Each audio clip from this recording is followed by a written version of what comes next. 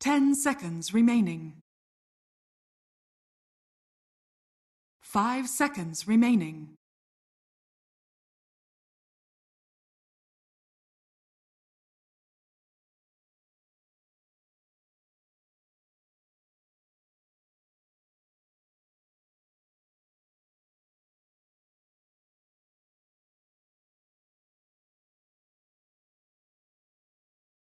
I'm feeling great, Mike. We've got one heck of a game to kick off Division 2 for the start of the year. Talon versus Ragdoll. We've seen this before in the open qualifiers. Number 1, Ragdoll took it 2-1. Talon got shut out from the DPC from that first open qualifier by Ragdoll. So we've got to see if Ragdoll can repeat that performance or whether or not Talon has kind of figured it out, Mike. Because here's some news.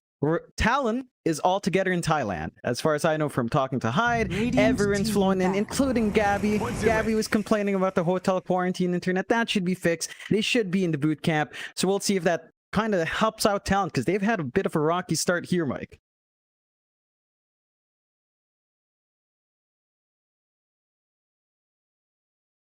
Ten seconds remaining. Dire team ban.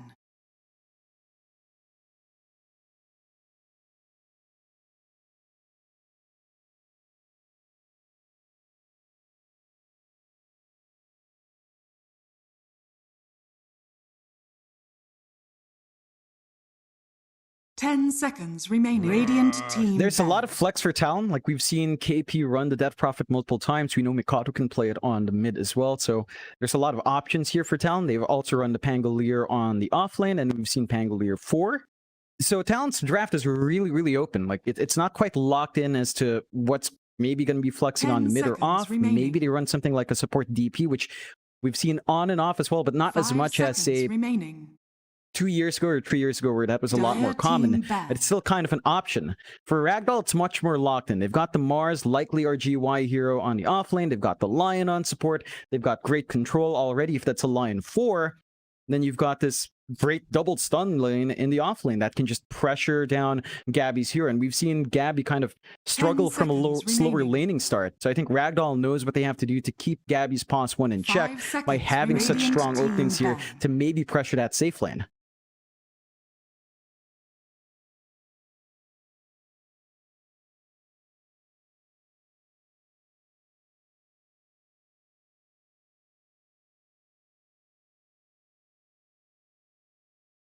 Ten seconds remaining. 5 seconds remaining. Yeah. Yeah, there you go. Yeah, I'm sure they'd be happy to have the casters right next to them discussing everything they're doing, pointing out everything they're doing. In fact, any team, if you're down for that, we'd be happy to talk behind your backs. That would be something, like literally right behind you guys. Wouldn't that be fun, Mike?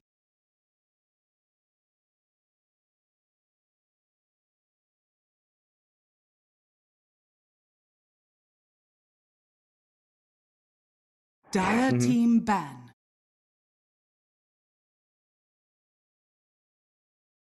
Dire team pick.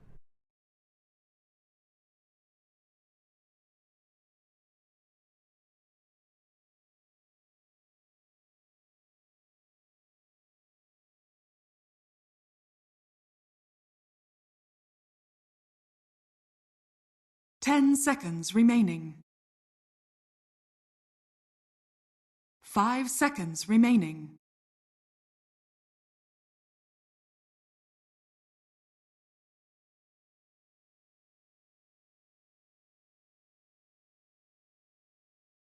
Radiant team pick. Grimstroke. Oh, for sure. Like, we've got to see that come out. We've got to see the results of boot camping together, maybe for about a week. I think it's been about a week since they were all together. So it's not much time, but it's time enough that we should see a little bit more coordination, a little bit more synergy, especially in calling out the team fights, calling out the movement here. Ragdoll, they do pick up the Grimstroke here, Mike. So they've got this insane utility out with a Soulbind, right? Like you've got double finger, double hex, double earth spikes that could fly out. You've got Grimstroke plus Mars that could just blink in with the Inkswell. Lots of early aggression for Ragdoll, and that's exactly how they like to play. As we've seen, not just from the DPC or the open qualifiers, but even all the way back when they were playing smaller tournaments like, say, QH Esports. So this fits into their mentality, that fits into their playstyle very well. Talon, they pick up the Bane, which is something we've seen Talon go back to multiple times, all the way back from the open qualifiers. That should be our fly hero, a very stable hero for them to have. I feel like Ragdoll does have ways of stopping the Bane grip. I mean, Lion and Mars can kind of get that done. Talon are still kind of lacking wider control outside of the Pango. Rolling Thunder is going to be key for them in a lot of these fights to kind of enable that positioning for Fly to get a good grip off on whatever target they want. But this does allow them to play their own pick-off style now as well on Talon. It still raises the question of who is the pause for, though. It feels like maybe we're leaning towards a pocket pick for Hyde coming out. They go with the Gabby Wraith King now as well. Again, there's still the question of the Pango Death Prophet. Like, is this already our mid and off? I feel like they might just run perhaps the Hyde Pangolier, give KP something else, and have Mikoto run the mid DP. But again, they don't know the mid matchup. It's very open for Talent to still flex it. I just worry about flexing too hard into the last pick, because say they want to run Pangolier off for KP, mid DP for Mikoto, a last pick pause 4 has to be absolutely amazing to tie this draft together, because Ragdoll already has pretty good responses here.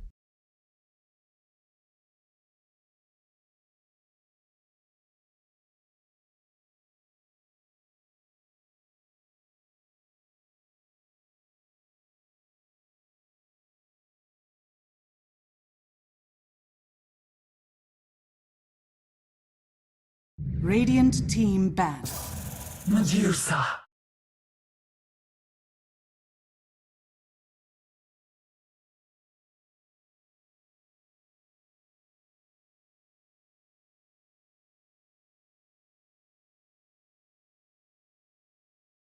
Ten seconds remaining. 5 seconds remaining.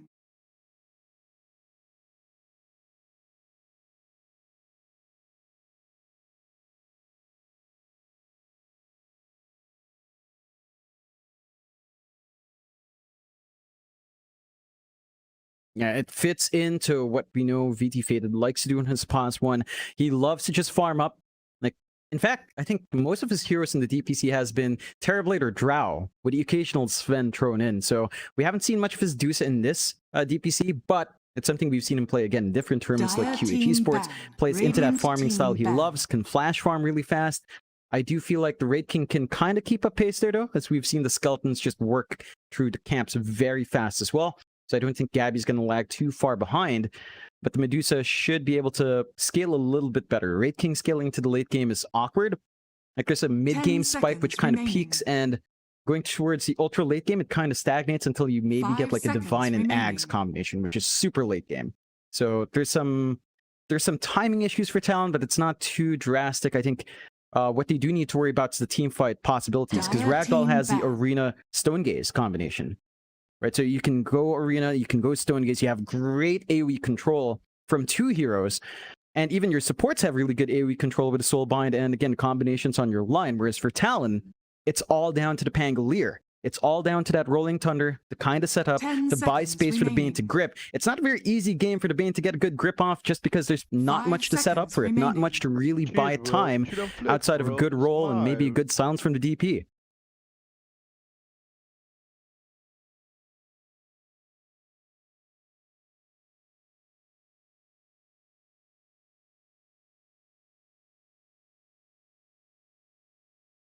Radiant team pick.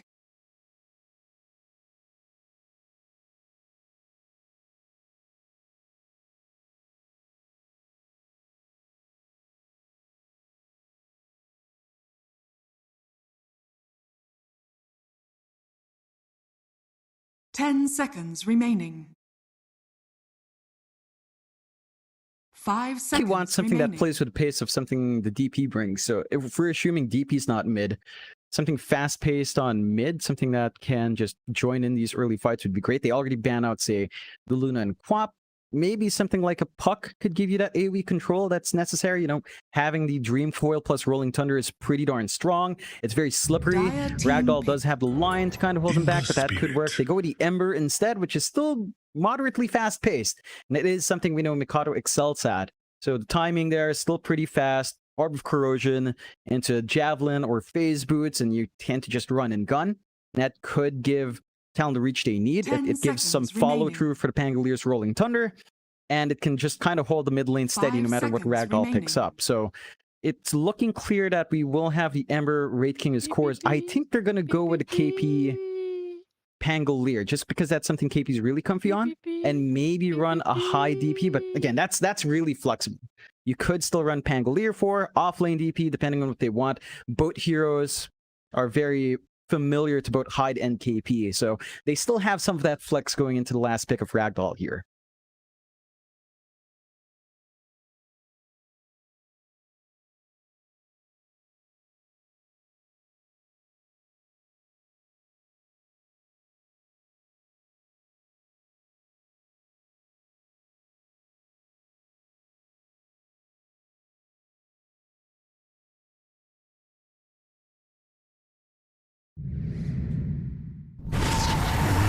You may now Oh. select your heroes. Oh.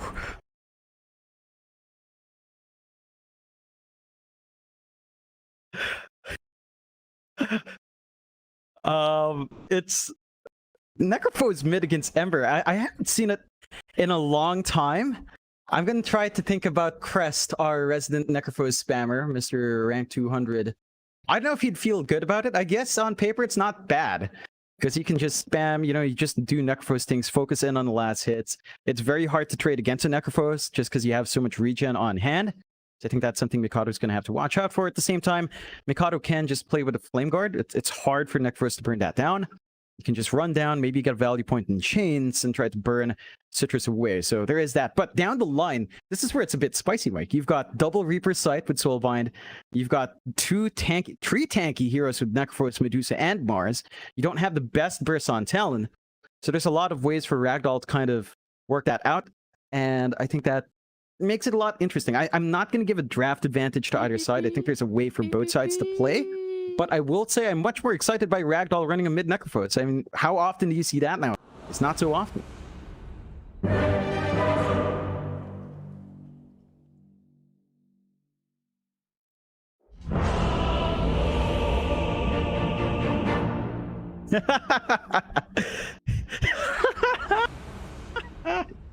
Chill, bro. Chill and flex, bro. Smile. Talon and Ragdoll. See how this one does pan out between these two teams. And again, for the viewers that didn't hear us earlier, this is going to be essentially the first series that we do have with Talon in the game house together as five. So we'll see how much of a difference it does make, whether it does make a difference at all. Well, I imagine it should have some kind of influence. Yeah, it's again, it allows them to work on that team cohesion that we've been saying has been a bit rocky since the inception of the team, because, well, they haven't really had much time and they haven't had interaction with each other. And the original stack was Gabby, Makoto, Hyde, Det, and Ponlo. And, well, obviously the Ponlo went to NA. Det's not on the team. They have Fly and KP. So that long time where they were formed up does kind of go away. The three players are still familiar with each other. They're still kind of jiving, especially with Fly. Hopefully all this time in Southeast Asia, all the pubs he's played has also kind of made it more familiar to him how Southeast Asian players play, as there was a bit of I want to say same-ish drafts coming out early on from Talon, especially in this open qualifier. So we'll see. See, everyone's in high spirits. Tips out to Gabby already. Well, John, I'm getting information from our admin that they're not in a team house together. They're just in the same country now. Oh! So who's lying to me, John? Are you lying or is the admin lying? Well, as far as I know, they're all together. They could... I mean, last time I talked to Hyde, they were in quarantine. Right. So it's possible that they're still in the hotels, which would be worrying to me, because I've heard Gabby complain about his internet. So... Can you give us a ping test, John? Can you? I'd rather not, because I'm streaming the games right now. Could you get us some pings going? How is it? Is he stable? It looks like everyone's stable on what I can see. If these all the players are within Yeah, within like less than 50 ms. So looks like it's good, Mike. Looks like it's good. Hopefully that holds up. Less than 50, I'd say that's pretty good. No excuses, Gabby. See how he does. I mean, he is playing a one-button hero essentially, right? So he should be just fine. Mike, there are 2 buttons now. That is true. And the Vampiric Spirit. It's 2 buttons. Props to the guy at Valve or whoever it was that came up with this taunt, the coffin dance, essentially. Very, very nice there on the Wraith King. I did appreciate that when that first came out. I was very happy to see it. If only they could play the actual music as well. Could you imagine that? Just meme music blasting their game. 30 seconds. Jeez. To Be amazing. Go on, Gabby. Do it one more time. There's a cooldown. I'm in showcase now. Johnny's not doing it. There's a cooldown. After you spam it like 2 times, it goes on a minute cooldown. It's so sad. That's the one joy I had. You know, I picked something like Kunkka. Before, I used to pick pause for Kunkka just to taunt. That's it. Just to do that jig. And now I can't do it. I have no joy in my life left, Mike. There's no happiness here. Right. I imagine the players are quite upset too, because it seems like they just want to keep their APM going with the taunt. I mean, they can still press the button, I guess. You've got that going. You can press the button as much as you want. Just now they get annoyed and not us. Fly. Oh, he's going to try and protect that observer ward mid, but that's going to go down. Nice little support play there from Ragdoll. Well, naturally, of course. Who is that on the line, John? Menu ping. Menu ping. Menu ping. That's right. It's Menu. Of course it is. Well, Fly's going to chase down YIF. Bit of damage here from the Bane, and the Bane pretty famous for those right clicks. Just so much damage being able to be dealt out here by Fly. Might even get one more hit in before he... No, never mind. He gets out of there just fine. But we will start with the bot lane, Jonathan. Of course, you've got GY there against Gabby, and you've got the support of Fly, and naturally Yif here on the Grimstroke. It does seem like it's going to be a rather annoying lane here for Ragdolls. It doesn't feel like you're going to be able to necessarily break the gap on Gabby, especially while Fly's around. But assuming you can maybe deal with Fly, perhaps you could start to pressure Gabby a little bit. Apart from that, though, it does feel like GY, he's probably just going to be very focused on trying to deny as many creeps as possible. Yeah, it's a kill lane for both sides. There's a lot of possibilities for Fly and Gabby, at the same time for GY and Yif. I think the timing for Ragdoll, it's going to be level 3, which you can get level 2 Spear or level 2 God's Rebuke along with the Inkswell going. And that's when you can probably look at Fly. You do have to watch out for the Nightmare saves on the Bane. That's where the Bleeding Edge comes in for Talon. Otherwise, it's going to be pretty static. Like, both sides going to focus in on that farm. As you mentioned, Gabby, once he does have a few more points in that Vampiric Spirit, can also start clearing out those camps. And once you can get that done, that's where the early farm for Wraith King really starts to rack up. And that's the timing you want in the Wraith King. Go into that armlet, start running around with added HP, added attack speed, and start melting some faces. Flex, bro. Smile. With that, we'll have a look at the other lanes as well, John. Of course, you've got Citrus here against Makoto, and this is a very interesting matchup. And I know you pointed this out already during the drafting phase, but Necrophos into Ember. From a just a glance, it does feel like it should favor Citrus on the Necrophos, but do you think it could possibly go the other way and maybe Makoto outplays him here on the Ember?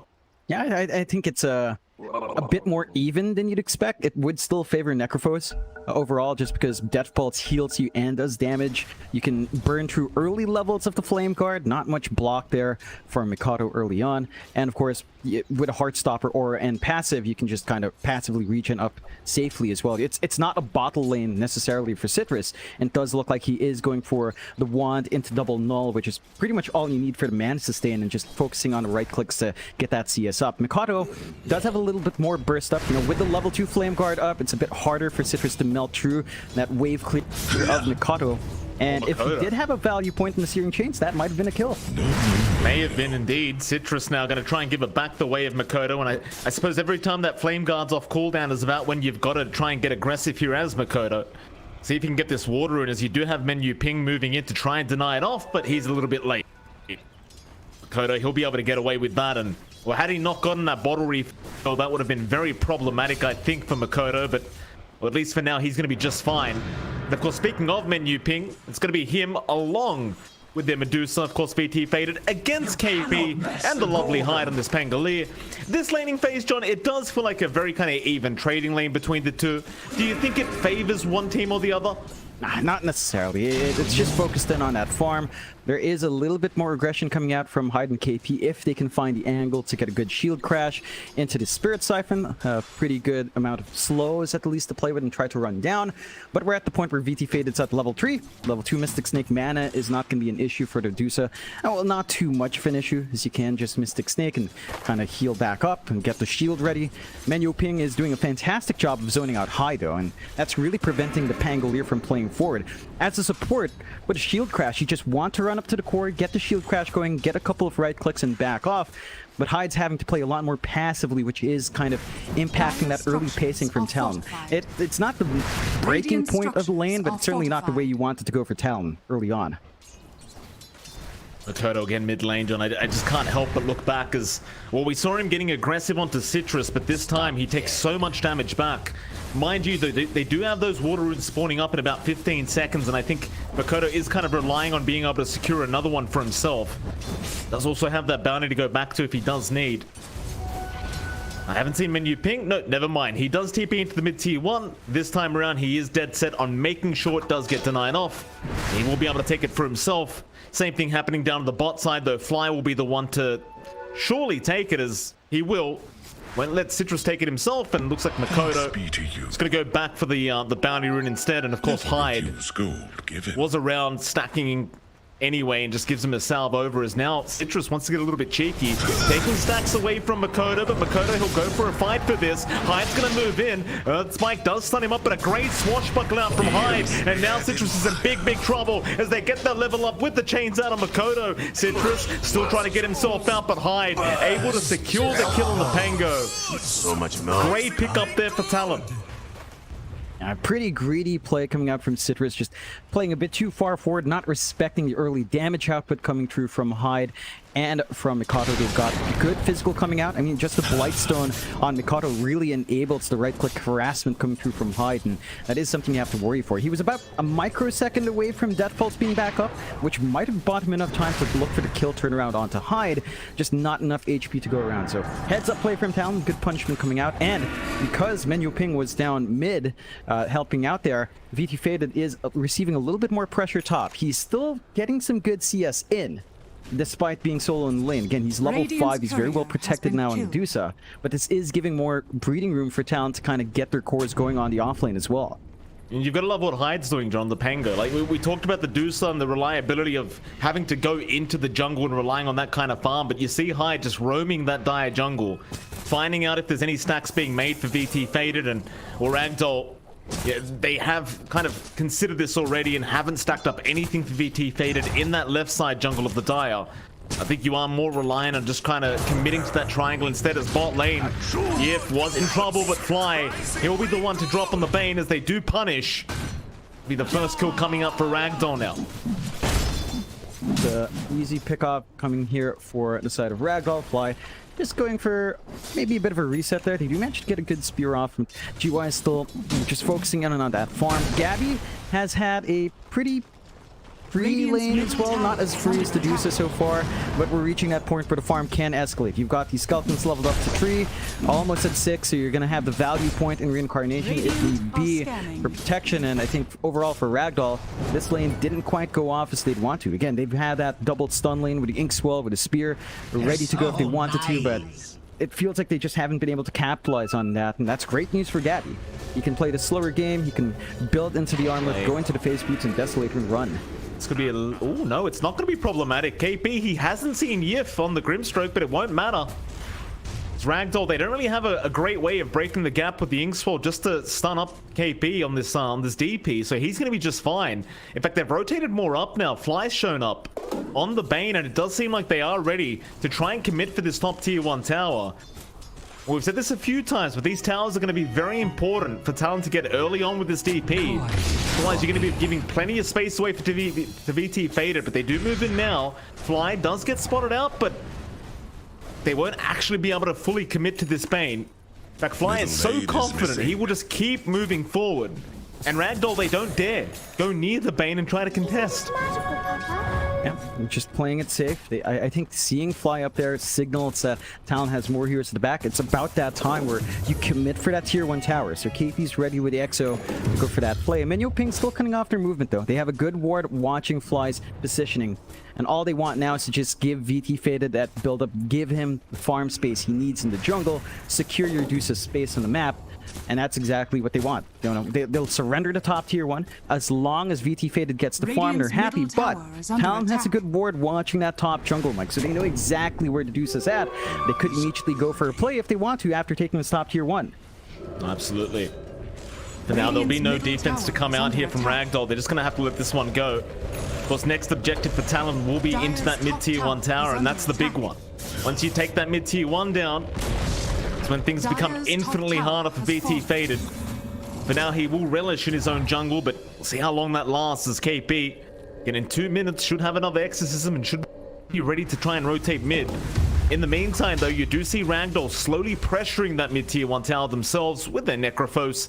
And I suppose that is one thing you can do to try and negate that tier 1 rush in 2. Problem is, Makoto is still going to be around on the Ember to make sure this does remain defended, but it does seem like he can't necessarily take too much damage here from Citrus's. Well, it's still a Necrophos, and he does have Menu Ping right behind him on the line just in case. So Makoto has actually managed to out XP Citrus here on the Necros, so still great news here for Talon. They do start moving up into that dire jungle, looking around for this Medusa. Instead, though, they'll just take over the jungle. And this is just what you need to do.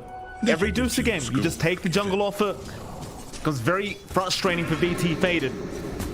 He does rotate towards the top lane and take over that instead. See if they can smother him, though. For now, I think VT Faded's fine. He backs off at the right moment. He already cleared out the camp, so he's not missing out on the farm. And that's forcing a lot of heroes up top, freeing up some space for GY to find some initial farm. He's working towards his blink on the Mars as well here, Mike. And that's where things can start popping off for Ragdoll. Once they have that way of setting up fights, jumping in, and initiating, that's where they can start playing. Down bot, though, bit of a smoke play from Makoto and Hyde. If they can land the chains to get started, Hyde, he's not level 6 yet, so you don't have the Rolling Thunder, but they're going to try anyway. Rage Fire Blast is there from Gabby, but GY, he drops a great arena into an Earth Spike onto 2 heroes, but they've taken nobody down yet. GY is still running. Makoto, he's going very deep for this kill. He's not going to get it either. A great spear around. GY finding the angle. The Ink Sword will not land in time, though. And the Earth Spike, it was still on cooldown by Menu Ping, so he could not time it right. Very close call for both teams, but nobody ends up dying. Yeah, nobody ends up dying. That's a benefit to Ragdoll, because again, all of that space. But VT Faded gets the farm top, and KP's keeping an eye on the Deuce, but it's very hard to see KP finding that solo kill on Deuce, so VT Faded's still in a really good spot to keep farming. Same thing goes for Talon. You know, while all of that happens, Gabby's farming elsewhere, still building up, and they are trying to apply that pressure onto the mid. No turnaround or rotation yet from KP, but with the skeletons up, there has to be a response here from Ragdoll, and without the arena, it doesn't look like they can really get off a big team fight here. I'm actually quite shocked that they haven't rotated more over. It's just going to be VT Faded and Menu Ping, but that's not going to be enough. They're trying to bring everyone down. They don't have arena to play with, though. It's a very hard team fight here for the side of Ragdoll, and that tier 1's gone.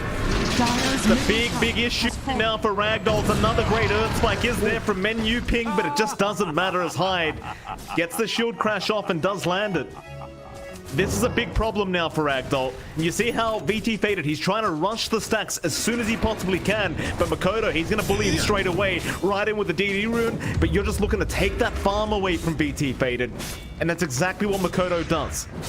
Yeah, great shove in from the side of Talon. Again, they've got this really strong push we saw from the draft point. Raid King DP, towers just melt. Ragdoll has to be ready to respond. They are grouping up and running up now, but it is a bit late. Talon's already on their way out. They do have arena ready to go from GY, but they still lack that initiation tool. No blink, no armlet for durability. They will try to kind of pressure with Cypress, but we haven't really seen the effect of the Necrophos yet as well, Mike. We haven't seen the sides come out. We haven't seen the big plays for the Soulbind yet. So there are still tools Ragdoll have to reveal in the next few engagements. It's still all about the lane for VT Faded. He's still up there in net worth, number 2. Pretty far ahead of Gabby in comparison, like about 1k ahead of the Raid King. So you're still in a really good spot as this Dusa, but They have to ensure that stays that way for at least 10 minutes. Maybe by the 20-minute mark, VT Fade is going to be set to go here. One of those weird things as well, right? Like, oh, double smoke out from Ragdoll. Don't worry about it. Nobody saw Ragdoll. They'll smoke as 3. This might be the time we finally get to see the Reaper Scythe being committed here by Citrus. By the way, John, don't think I didn't notice you called him Citrus just a minute ago. Very embarrassing, Jonathan. Radiant are scanning. It's that thing again. Like, I don't speak English. I keep telling you this every time. Oh, bot lane, John. The spear does not land on Hyde, so he might have a way out now. Not. They're still waiting on the high ground. Ragdoll just being very patient, but no, he's read the movement. He knows. He lets them know about it as well. He's very well aware that they are around him right now, and again, it's a big loss for Ragdoll. It doesn't look so bad, but it's just buying so much time for the rest of Talon. And I suppose the only big positive is VT Faded. He is still farming very, very well. I mean, in terms of net worth, he's still about 700 gold ahead of Gabby. That's what matters right now for the side of Ragdoll. As long as VT Faded hits creeps, they're going to be happy. Dire's Yep, top that's all tower that matters. is Just under get the attack. deuce big, hit those timings into the 20-minute mark. And they still Radiant's lack a middle lot of tower is catch. under Like, they attack. need those blinks to come out on their Mars and on the line. Gee, Menyo Ping still ways off from Dire's hitting that top spike tower is as the under line as well. It's a +5 line. Radiant's Really hard middle to find that tower is farm. under They will attack. pressure in the mid. Radiant's Arsenal to get some good structures are amount of damage in. And Talon aren't quite clumped up for the defense, but the creep wave does just melt to Mikado. So it looks like a one-man defense is enough. Still looking for aggression. Hyde. He's so annoying here on this Pango. Hyde, he's doing a fantastic job just constantly making 4 heroes follow him down. And they just can't kill him. He continues to get away every single time. And again, in the meantime, you look at top lane, John, that tier 2 tower, it's just not going to last very long at this rate. Another objective to Dire's top slowly tower drop here is thanks to under the attack. skeletons. Dire's structures As are Ragdoll, they're fortified. just not interested. I mean, you've still got BT Faded, top of the net worth board, so I suppose there's no reason for them to try and get aggressive here. They are still just hitting creeps. See if Gabby can try and keep up and catch up here on the Wraith King. But you might have to get to that point now as Talon where you might have to just really try and force more objectives. Dire's You know, those top tower T1s is dropping under should have been attack. impactful, but it just doesn't Radiant's seem like middle it's quite tower enough is yet. under attack. No, not quite. And you can see Talon right now kind of trying to trade. Top tier 2 is already pretty low. The mid will fall now as they have Radiant's numbers here middle on tower Ragdoll. So has that opens fallen. up the bot jungle a little bit more. They can farm a little bit more forward. There are good defensive wards from Talon to watch that area. Top tier 2, there's still an opportunity for Ragdoll to defend that as well. I mean, Talon still has a tool to push, and they haven't used Exorcism in quite a long time after that top tier 1 push. They could just look to commit onto that top tier 2. No Fortify ready on Ragdoll as well, as that is down for about 4 minutes from the last time you used it to stop that tier 2 push. But if Talon find that top tier 2, they take outputs, they can go Roshan really fast, and that could align with the timings on Radiant's Gabby. bottom tower is under attack. BY, nice little blink out there, just realizing something was a little bit awry. Back off at the right moment. I do agree with your point as well, John. I do feel like Exorcism being off cooldown for this long is a little bit problematic, but it does feel like KP might be waiting for that level 12 mark just to use it, but now he might be forced to his fly. He'll use the Nightmare in KP. He'll start moving in, but who's the target? They'll try for Citrus with the BKB out. Citrus cannot do much about this. He needs help right now, and GY, he's going to jump in with the arena out, but is it going to be enough? It doesn't seem like it, because Hyde, he's been a real nuisance. Reaper Scythe is there, locking down 2, but it's still done really nothing. They only got the reincarnation life at Citrus. He is still trying to run, still trying to get away, but it's not enough. He is going to drop it now, GY. He's trapped between a rock and a hard place. He's going to drop. It'll be a 3-0 for the side of Talon. And all Ragdoll got was the reincarnation life. But that's not really too worth. No, definitely not. That is a forced use of the Reaper's Sight out. It's a pretty long cooldown to expend for that as well. And it's from that movement we were just talking about, Mike. Take the top tier 2, take outposts. This will open up Roshan. No early Desolator for Gabby, as he has went for just Blink Armlet straight into a BKB afterwards, understanding what he needs in this game is really just survivability in the front lines. So maybe they don't immediately go Roshan because they don't have the minus armor, they don't have the Exo as well to play with, but they've got control of that top jungle. This is going to shut down the farm of VT Faded by a significant amount. He's only got the triangle to really play in, maybe the bot jungle if he's feeling adventurous, but that's not very secure for Ragdoll, and then that causes a risk for Urdusa. Urdusa is still ahead by about 900 gold over Gabby, but that lead isn't enough for an item advantage, and that just means you're not stronger necessarily here. GY, I'm not sure what that was about from GY, but he kind of just ran right up to KP, and, well, Bean's Grip was there from Fly. I suppose he was looking to push out that top lane, but he was just a bit too early to the party. Yeah, it's a pretty big kill for Talon to actually take, as the Mars is a big tool from Ragdoll, just stalling out his further timings. His armlet's still not done. He had to divert for that Blink Dagger, so it's not a very tanky Mars in the front lines when he does drop the arena. Ragdoll, I guess, in their minds, this is just space for VT Fader. That's all you can really take it as. It's all about the Deuce's scaling now, because it does feel like you might have missed out a little bit in the early timings of a Necrophos. And we do see Citrus going for the Sanj into the Kaya Sanj. Citrus? Citrus? I don't know anymore, dude. Well, what is a citrus, John? Can you give me a definition of what citrus is? Isn't it a fruit? Like no, that's a citrus, Jonathan. A citrus. Then what's a citrus? There's no such thing as a citrus, John. Oh, good. I mean, how many times have I had to do live English lessons for you, sir? You speak English better than Filipino, but you still can't get it right sometimes. You surprise me all the time, John, as we move in now, but oh, that's a great dodge by Makoto. Very, very nice. And that'll break the smoke up from Ragdoll. Just joking, by the way, John. I mean, I'm Australian. We don't even speak English, quite frankly. So don't worry about it, sir. Yeah, no, look, I still get confused with a lot of words. You know, you can see the problem with me, Mike. I can't speak Filipino well. I can't speak English well. I don't really speak well at all, do I? Can you speak anything? Me as your analyst. No, not really, Mike. Still, we'll try to speak Dota here. Counter smoke out from Talon. They're going to look for the wraparound play. Try to turn around. Big target in Citrus as he is standing in the jungle. They've got vision over him with that ward as well. There you go. Citrus, he does read the movement. I tell you, John, if you say Citrus one more time, I'm going to start saying it. Fun fact, John. When it's an I, it's a C. And when it's a Y, it's a sign. Radiant's bottom tower is under attack. That's just confusing me more, man. That's gonna be on my mind the entire time. Are you saying it's heated? I used to... No, we're not even talking about... You know what, never mind. Roshan's happening right now. In they go, into the Roshan pit. And it doesn't seem like there's gonna be any kind of counter initiation here from Ragdoll. Gonna let this one go to Talon, so a free Roshan going their way. Of course, first Roshan of the game, so no chance to come out quite yet. But it won't matter. I mean, you're gonna have 3 lives on Gabby, or double life on Makoto, and it does seem like they do end up going the Makoto route. As bot lane, they are gonna lose that tier 2 bottom tower, but you'd have to call that very worth there for Talon. As I don't think Ragdoll's even gonna try and stick around for the outpost. They just do not feel confident. They've got to back off, they've got to play it safe. They know there's potential there for a smoke rotation coming out from Talon. If they want to, really hard to burn down the Ember twice. It's already hard to kind of grip him down as well. I think this all boils down to the fact that Minyo Ping has not had a blink for quite a while. It does look like he is flying that blink out though in Mike. So this could be the turning point for Ragdoll. They've got stronger initiation now with the arena and the blink hex, the blink earth spike on top of it. I think Ragdoll should look to kind of play around that, and they will smoke as 4-man here. Dire's middle tower is under attack. Go GY, looking for the blink in. Not going to be able to get it.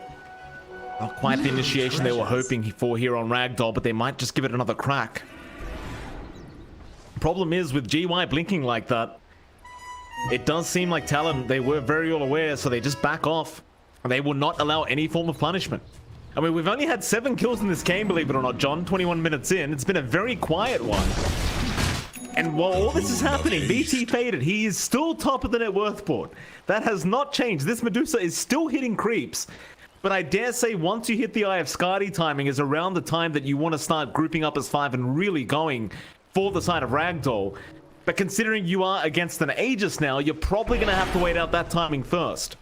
Yeah, you're gonna have to be a little bit more patient here on the side of Ragdoll. Talon, they know they're still strong. They smoke up his 4 Radiant this are time. scanning. They're gonna look for that rotation out, look to maybe hammer in an enemy hero. They don't quite have the best forward vision here on Talon. It's a bit tough to find a target here.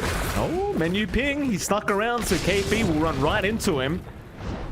But he'll blink out. He should be Dire just are fine. Scanning. Have a look around though, Gabby. He does have that blink up, so he'd love to initiate with the Wraithfire Blast. He won't be able to get that off either. This is what you want to do, just take over the map. Talon, they're just very comfortable on this map 1 so far. Still a bit of a group up here from Ragdoll. They might be willing to finally fight. Problem is, you haven't finished that Iron Scarter yet on VT Faded. He's about 600 gold away from that. So you'd much rather just wait till he has it up if you can. But they don't want to lose that mid-tier 2 tower either. They've got to be prepared to try and defend. Still Talon, they're not going to force the issue anyway. They just want that triangle to themselves, Dire's and they'll get it. bottom tower is under Of course, in the meantime, Ragdoll, they're just kind of on standby. They're just standing by that tier 2 tower, Dire's structures just are watching fortified. out till Talon do show themselves.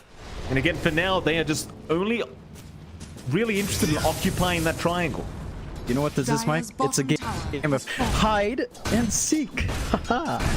That's what it is. You're just holding one place, you know, That's they don't want terrible, from now. At least Gabby takes the boss here one. You know, the Dire's skeletons bottom are doing tower work. If no one else is going to push, the skellies will do it, and Gabby will get that done by himself. 5k lead still stands for Talon. How have we gone 23 minutes with only 7 kills on board? I'm just baffled, because it feels like there's been a lot of action, but there really hasn't been, apparently. I feel like the meta has slowed down a bit, John, but we are going to have a bit of a smoke going on, so we'll hold that discussion for a bit later on. As Talon, they're looking to move in behind VT Faded.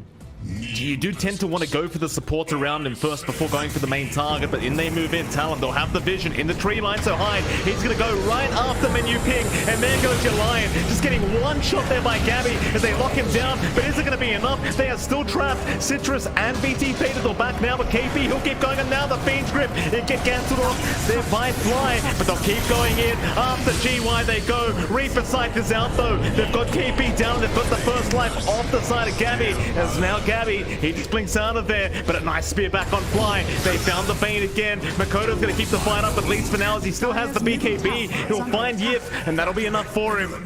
He'll just TP out. He's going to be just fine. But it is a successful defense here from Ragdoll. Yep, they managed to hold. That does end up being a 2 for 3 in the end, considering the Maybe more. Yeah. Hide. Oh. Does get fingered down. Menu ping able to find a solo pickoff on that lion. And I suppose we'll make that what was it? A 4 for 4 now, perhaps, or a 3 for 5. A 3 for 3. I mean, you did kill Mikado, but that was Aegis. You killed Gabby. That was reincarnation. So you only really got 2 kills worth anything in trade for Ragdoll. Still a really successful set of fights. I don't think that's all too bad here for Ragdoll's end. As they hold on to the objective, they finally get their team fight going. They're finally getting their combinations off as well. It's very tough for Hyde to get big rolls out because of that soul bind. Like, they've got to be really aware as to where Yif is if they don't manage to isolate that Grimstroke. Then their entire team fight's kind of thrown off, and we talked about that from draft, Mike. It does feel like Talon's relying a lot on the Pangolier to find the angle here, to set up for the stuns, set up for Mikado's angle, set up for the silences from KP. And if he can't get that done with all the control in Ragdoll's end, then when it comes down to a big 5v5 brawl, Ragdoll does have superior control. That's something Talon has to be aware of. Ragdoll now feeling confident are on a smoker end themselves, but there's no one playing in that Radiant's bot lane. middle No one tower really. is under Maybe attack. they could catch out KP, but he's close to that tier 3 here, Mike. Radiant are He is going to be a very hard target, but they are still making their way over. Nice scan out. Is actually going to find VT Faded in that tree line, so they're going to know they are around there somewhere. Maybe he does back off at the exact right Dire's moment. top tower is under attack. To at least get a deep observer ward Radiant's down, and it middle does seem tower like they is might under attack. slowly start committing for this tier 2 tower.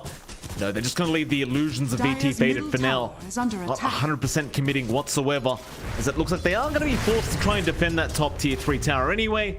They'll just leave that one be. And Talon, well, they're kind of controlling the Roshan area, but they'll go for a 4-man smoke themselves now. See what they can get going.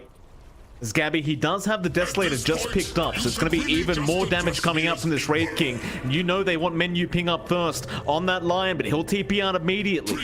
In fact, everyone basically will on the side of Ragdoll. The only man left is going to be Yith, but he's also out of there. So neither side able to find each other on this map. And Talon, they'll just run immediately towards the north side of the map. They can find anyone trying to farm that mid lane. Gabby, he is going to get the stun off, but can they get the Rolling Thunder in time? They're going to rush forward with the chains there. Hyde, he will land a stun, but now the Soulbind going to lock them down. Earth Spike out. Are they going to be able to pull this one off? Talon, the double Reaper side that's there. Makoto and Hyde are both gone. KB is still trying, but it's not looking great for the side of Talon. He needs out of there ASAP, but GY, he's on the chase, and now the arena's down. Still Gabby in the backside, does at least find one as KP. He's going to get GY, but he is eventually going to drop.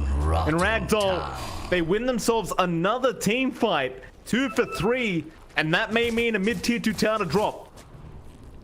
It's a big take for Ragdoll. Opens up their push from VT Fade. It's now really big in comparison to Gabby. For Talon, that was a really awkward fight. They were fighting into the high ground. They start off once more with that Rolling Thunder, but the Soulbind again makes it impossible for Hyde to control the rest of the team. Sure, they were keeping VT Faded in one spot with Rolling Thunder. He's not the problem. The problem is everyone else with the magic damage, with the control they have on hand. That's what Hyde has to hunt for. And he simply can't because of Ragdoll's positioning. So Talon has got to find a way to deal with that Grimstroke, to have that Soulbind taken out of the equation by focusing on him first, going in and cleaning up afterwards. It's a lot easier said than done though, and Ragdoll's been playing really well in splitting up and ensuring when these fights break out, they are moving together as a unit, because that's where their damage, that's where their punishment comes in. Their counter fight is really strong on Ragdoll's end, and again, their 5v5 is a lot stronger. VT Faded, really big on the Deuce now, has the Monkey King bar up, which is not typical on the Deuces, but still really good damage coming through, really good attack speed as well, so he could just focus in and get the shots out. Trying to get some D-wards off on that high ground, but is going to have to back off immediately. Very scary times now for Talon as the net worth lead is down to 2k, and well, again, BT Faded, he's been hitting creeps for a long time now, and it's still 3k net worth ahead of Gabby. We just haven't seen this Medusa be threatened whatsoever yet. No real threat towards VT. Talon still back to the drawing board, still just trying to get more farm on Gabby. Working on towards that AC now, but it's just such a big problem. If you can't kill the supports and move into that Medusa, you're just not going to win these team fights as Talon. I mean, that double Reaper side, even if it doesn't directly kill you, is just so detrimental to the side of Talon, and we've just seen it over and over again in team fights. Just proving to be a real nuisance here for this Radiant team. And Ragdoll, I feel like the second Roshan is probably going to go their way, considering how these team fights have been breaking out. They've got control of the area, they've got the wards in the area as well. They've got the AoE control to contest Roshan a lot stronger than Talon can. Again, the pressure for Talon's really not in Gabby. It's not even about the core-to-core matchup. It's about Hyde finding the backline. And if you can't just get the Rolling Thunder off, their entire team fight's just ruined. Oh, and they go, menu ping right in onto Fly. They just burst it down, but now a great Rolling Thunder. Soulbind will lock them down for a bit of GY. He's in with the arena, but BKBs have been popped by Talon. Can they pull off this fight? Hyde, he's going to drop on KB. He's not going to be so lucky either. He's going to drop the VT Faded, and in they go for the Roshan. No buybacks on Hyde or KP. That should be a very free Roshan to go the way of Ragdoll. It just goes back to that issue. We see Hyde jump in, we see him roll up. Soulbind's there. Suddenly, what do you do about the backline? You can't stop the supports. You immediately lost as well. As we said, Mike, it's not a very easy Bane game because there's no one there to cop it for you. I mean, Hyde is counteracted by one spell, so he's very easy to control. The rest of the team can focus in on the Bane to prevent that drip from coming out. And without those two supports, the team fight just falls flat. Ragdoll playing really well around those weak points of Talon, just exploiting the fact that Talon's team fights need to go one very specific way. And they're just not allowing that. They've got a 2k lead on their side in Ragdoll. They've got the Aegis up and running. They've got everything they could basically ask for here. And VT Faded's just going for a BKB next. He knows that he doesn't need more damage. He doesn't really need much. He Radiant's just needs to be able to top stand tower there, is under attack. stand and fight, not worry about the rolling thunder. The grip might be able to come true, but again, it's a tough game Radiant's for top Fly to tower even just has focus fallen. in on these BKB targets because he just immediately melts. There's just no solid frontliner here Radiant's for Talon top right tower now. is under There attack. certainly isn't, John. There certainly is not as Ragdoll. They'll just keep going for that top tier 2 tower, and there's not really much in the way to stop them here from taking this very freely. In fact, they might even go for a defense play. In fact, they have menu ping. He's set up onto Gabby again, but Makoto, he's going to rush in with the BKB up and just Remnant right back out. He does have the Aghanim Scepter now. There's plenty of distance on those Remnants. However, they found another target, and that's going to be Fly on the Bane. So position 5 for a position 5 trade. Ragdoll, they won't be too upset about that. But they did not finish off the top tier 2. So that is going to be left standing here for the side of Talon. I don't think Ragdoll minds too much. They know they've got a lot of time to take these objectives. Saving their own is higher priority because that will give Talon an opening to kind of play split push here. In the end, even the support trade sort of favors Ragdoll because that's a dieback on Fly. He's gone for a lot longer than Linus, so there's a slight window where Ragdoll will have the numbers advantage if they want to pressure. They'll just go back to mid and wait. That tier 2 mid's already really low. Not going to take long for VT Faded to rip through once the creep wave's up, and that'll only leave the top tier 2 to open up the high ground. Like, you could go for the mega creeps play, you could take out Radiant's multiple middle racks with tower one has shove fallen. in. Talon does have some high ground defense, again, mainly relying on Hyde, but it Radiant's should be middle tower easier from is the high under ground attack. for Fly to kind of get that grip angle. So we'll see if they do manage to work that out for the defense here. Here we go. Tier 3 tower going to be short work here for VT Faded. They're going to have to try and defend this. I think VT will just keep going. Radiant's middle tower has Not really fallen. much in the way of stopping him. Yeah, I'm going to Radiant's smoke middle up as 4 and barracks try are to get the under attack. initiation right. Dire's Again, they top need the tower backlines is under first. They attack. cannot go after the Medusa as the first target. There's just no way you win the team fight like that. So you see Gabby just rotating through the Radiant's back, middle trying to find menu ping and if he can. The X isn't going to be dropped. You see menu ping blinking in, but he's not finding the target he wanted. As Gabby going to make the jump in now with the Wraith Fire Blast. One hits it, but can they lock anyone else down with the Rolling Thunder? Maybe they can, but no, the Stone Gaze is going to petrify them up, and Gabby, he'll get stunned in the arena. He's going to end up dropping. He does have Reincarnation, but he needs to get the hell out of there. It's not a team fight here for Talon. As never mind, he's jumped back in onto Yip. He does pick off another support. They're going to lose Makoto. That's not what they wanted. Gabby, he finds an Invis, and that might actually be enough to get him out, and it does. No detection available for Ragdoll. Radiant's middle barracks. And that's gonna be are under enough. attack. They got the mid-melee barracks, and they'll be happy with that. That's a big win for Ragdoll. Talon again just struggling in these fights. I mean, they find the supports, which is nice, but I feel like they need to find the supports earlier in the fight. Like, we already saw the soul bind out, maybe no finger coming through, but the control was already there from Ragdoll to set up for the arena, to set up for the big gaze coming out from VT Faded. They need to be able to hunt that backline a lot faster. I think Ragdoll's positioning has just been way too good. They've been really protective of those backline supports, and you know, Manuel Ping and Yif have been on point with when they choose to show up in these fights as well. So there's a lot of discipline from Ragdoll to ensure that they always have the tools to take these fights. They'll just immediately smoke up. They've still got the Aegis running for about a minute. They're going to look to take out that top tier 2 and maybe look for a couple of kills if Talon does opt to defend outside her high ground. See if they can. It's a very hard ask. Even just trying to defend their high ground is such a hard ask right now for Talon. Ragdoll. Radiant's top tower is under Into attack. tier 2 top they go, but in the mid lane they've gotten started already, but no, a nice nightmare out from Fly. It does temporarily save Hyde, but in the end Hyde, he still ends up dropping. That's going to make it a 4v5 into this high ground defense for Talon. Ragdoll might be very, very confident now. They've still got 15 seconds for that Aegis to expire. They should at least have time for the tier 3. Even with the Aegis though, or rather without it, I doubt they back off. Radiant's top tower is In fallen. fact, never mind, they are going to back off. They'll play it very safe here, Ragdoll. There goes your Aegis. So VT Faded, he does not want to take any risks whatsoever.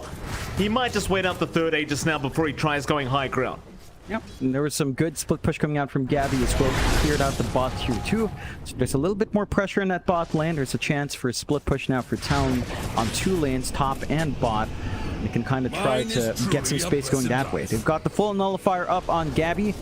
So Citrus is not fully protected by that Ghost Shroud anymore. They've got a way of dispelling that and kind of handling the Necrophos if need be. I don't really feel like the Necrophos has been the big issue though. It feels like everyone else has really been, especially the supports. And it's still down to Menyo Ping and Yif having that Hex, having that Soulbind as well to stop, hide. Nat, those are still the two heroes you need to burst down, but we'll see if the tools that Talon have, if that's going to be enough for them to turn it. They are at the 6k deficit, Mike, but at this point in the game, 37 minutes in, it's not the biggest gap in the world. Sure, that's still an item above for VT Favored in comparison to Gabby, but everyone else, all the other cores on Talon and Ragdoll are fairly even in farm. So they've all kind of got the same tools to play with outside the Medusa being really fat. And that does give Talon, again, still openings to play with, but it's certainly looking really good for Ragdoll. I mean, they've got the Rax advantage. They've got the momentum behind them. They've still got that great team fight and control. Talon still has to figure out a way to break that, Mike. That they do. And what's Gabby building now? Goes into the Swift Blink. I mean, I feel like Gabby's doing a great job throughout these fights. It's not really up to him to continue to just try and find these pickoffs, but he has been at least finding Menyu Ping and Yif every single fight that he can. Ragdoll just doing a fantastic job though of making sure that they kind of turtle together. Not allow those openings too easily. Is now the sneak behind from Talon. Menyu Ping again going to be there to break the smoke, but he does not want to be picked off right now. Gabby will see him very, very soon, but GY is there now to break the smoke. In fact, Inkswell is going to be out, but they do chain him up. Gabby, oh, he blinks right in, but that's not going to work out for him. He gets speed up in the arena. That's first. I've gone already. KP now, even with the BKB up, he is not looking great at the Soulbind. Locks them down. They need a way to survive, but there's no surviving. Gabby and KP are gone. No buyback available. Oh, that was a very, very risky blink in. Radiant's bottom tower It does not pay off, John. No, I mean... That's Gabby right after buying that Nullifier as well, so no buyback. It's going to open up pretty much the Mega Creeps push here for Ragdoll if they want to. Heck, maybe even tier 4s if they're confident. And Talon, they don't have any tools left to play. They will have Reincarnate back in the Raid King when he does respawn. No Exorcism available when KP does come back. So their options are severely limited in what they can do for the defense. And Ragdoll are looking good in kind of holding out in this first game, right? Like maybe a bit of a slower start. They were bleeding some kills. There was some early momentum from Talon with the push, but they didn't sustain that push long enough. There was still a lot of space for Faded, and it is showing up here. So they're going to be able to just shove in, get the Megas up. They can just keep playing. Like they don't need to back off. They could pressure for the end game here. You love how consistent Ragdoll have been, right? Like ever since the first minute of the game, we kept talking about all those objectives dropping so early, but BT Faded, he just kind of stuck to the game plan, and so did the rest of Ragdoll. And that's just worked out perfectly for them. As Talon, just in the end, couldn't find enough objectives to really make the high ground push that they needed. And now the Ancient is exposed. They're waiting on Gabby. KP, he'll jump in with the BKB out. He's going to try his best to delay and buy time for his Raid King. He is dropping very quickly, though, and he's going to go down as their Makoto in the backside. They're going to find Menyu Ping, that's one, but GY's there. The Soulbind locks down Hyde and Makoto as well, and it looks like Hyde is going to drop a Gabby now. He's going to jump in the immediate spear out from GY. Just locking him down into the Reaper side. That's one life gone, but can he at least find another? So they are going to leave. They'll go back in after the Medusa. BT Faded, he was left behind, but he'll just man fight against the whole team. Look at this, John. Look at the damage output. They just call it. The confidence from BT Faded to stand his ground, knowing they could not fight. Ragdoll, they are looking real good today, John. Oh, that they are, Mike. It was maybe a little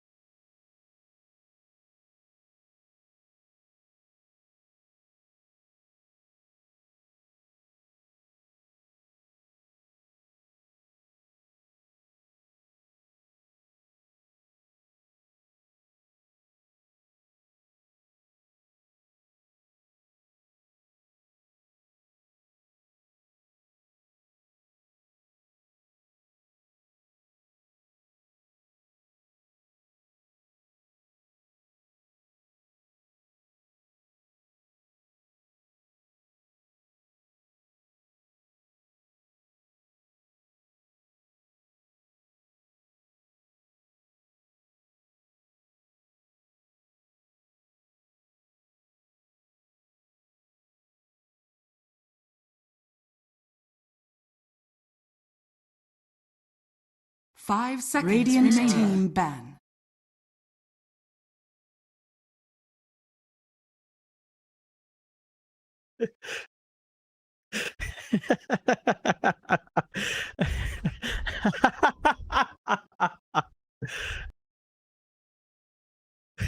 Ten seconds I'm remaining. doing great, Mike. You know, it's always nice casting beside such a lovely and handsome gentleman as remaining. yourself. What isn't going great is, well, Talon's not doing so hot, Mike. It looked like they had the early pacing under their wraps. You know, they took that top tier 2, they took the outpost early on. We thought they were going to go Roshan. Took them a little bit more, and they had to wait for Exorcism. But the timings just fell apart. Like, Ragdoll just managed to buy that space for VT Faded. Talon did not have any sort of tools in the fights as well, because when it came down to it, they had a Pangolier into a Grimstroke. They had Bane that couldn't be protected for the grip. So it's very hard for them to lock in one hero, rip through the backline. And when they did kill the supports, that's when the rest of the fight was basically done. Like, the damage was dealt. VT Faded has managed to kill off their own supports on Talon's end, and it just went back and forth. So I think for Talon, maybe tightening up the draft a little bit more will help. I think shot calling also has to be a bit more on point. Like, there was a timing there where Talon was ahead. And they had that blink armlet on Gabby early on. They took that tier 2 tower, as we mentioned. They didn't manage to transition that into high ground push or into an earlier Roshan that I think they definitely needed. And that just stalled out the game a lot longer for the Deuce to grow big, Mike.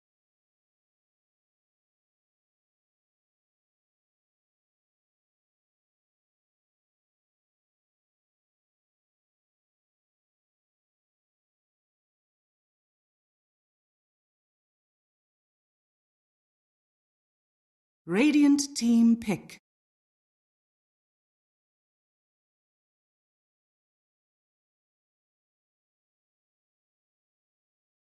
Dire team pick. Death Prophet.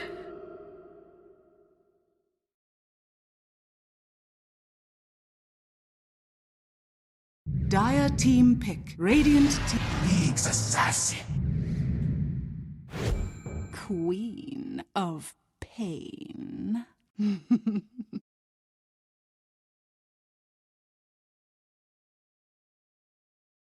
Yeah, I like seeing that Nyx. It allows them a little bit more scouting potential, a little bit more control in the team fights.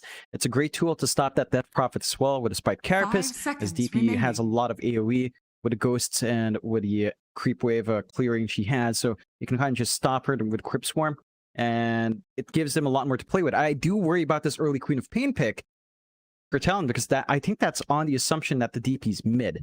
So that's a Mikado Quap kind of targeting the DP. You can always blink out the Spirit Siphon and have a good time. Ragdoll go into the Mars now as well. So back to that GY offlane. Really strong team fight coming out from Ragdoll already with the Exo and the Arena in play. Maybe not the stun combinations as we saw in game 1 with Lion, as that was banned out by Talon. But I think the danger with a Quap pick here, Mike, is that I believe Menyo Ping does run the DP5. Right, we've seen that before from Ragdoll, maybe not recently, but again, going back to QH Esports 1 and 2, I think that was a tool in Ragdoll's toolkit. So if they are picking this Quap to have a better time mid, Ragdoll still has the flex to make that hellish for Mikado anyway. 5 seconds remaining. Radiant team ban.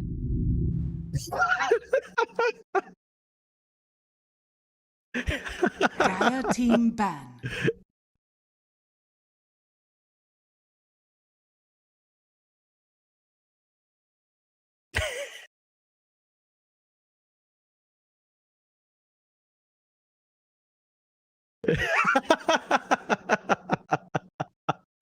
Yeah, you gotta love it. You gotta love it, Mike. You know that. 5 seconds remaining. Radiant team ban. Dire team ban.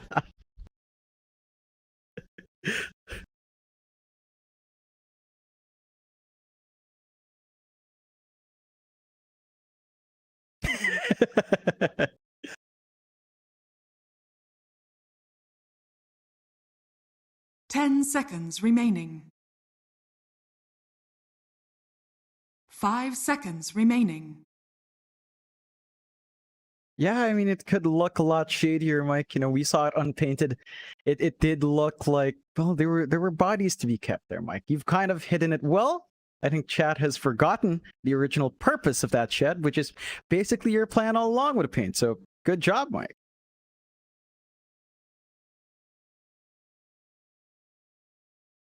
Dire team pick.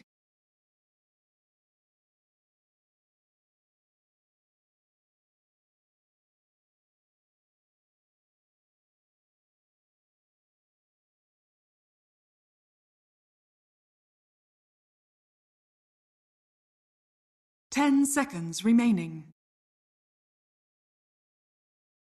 5 seconds remaining. Radiant team pick.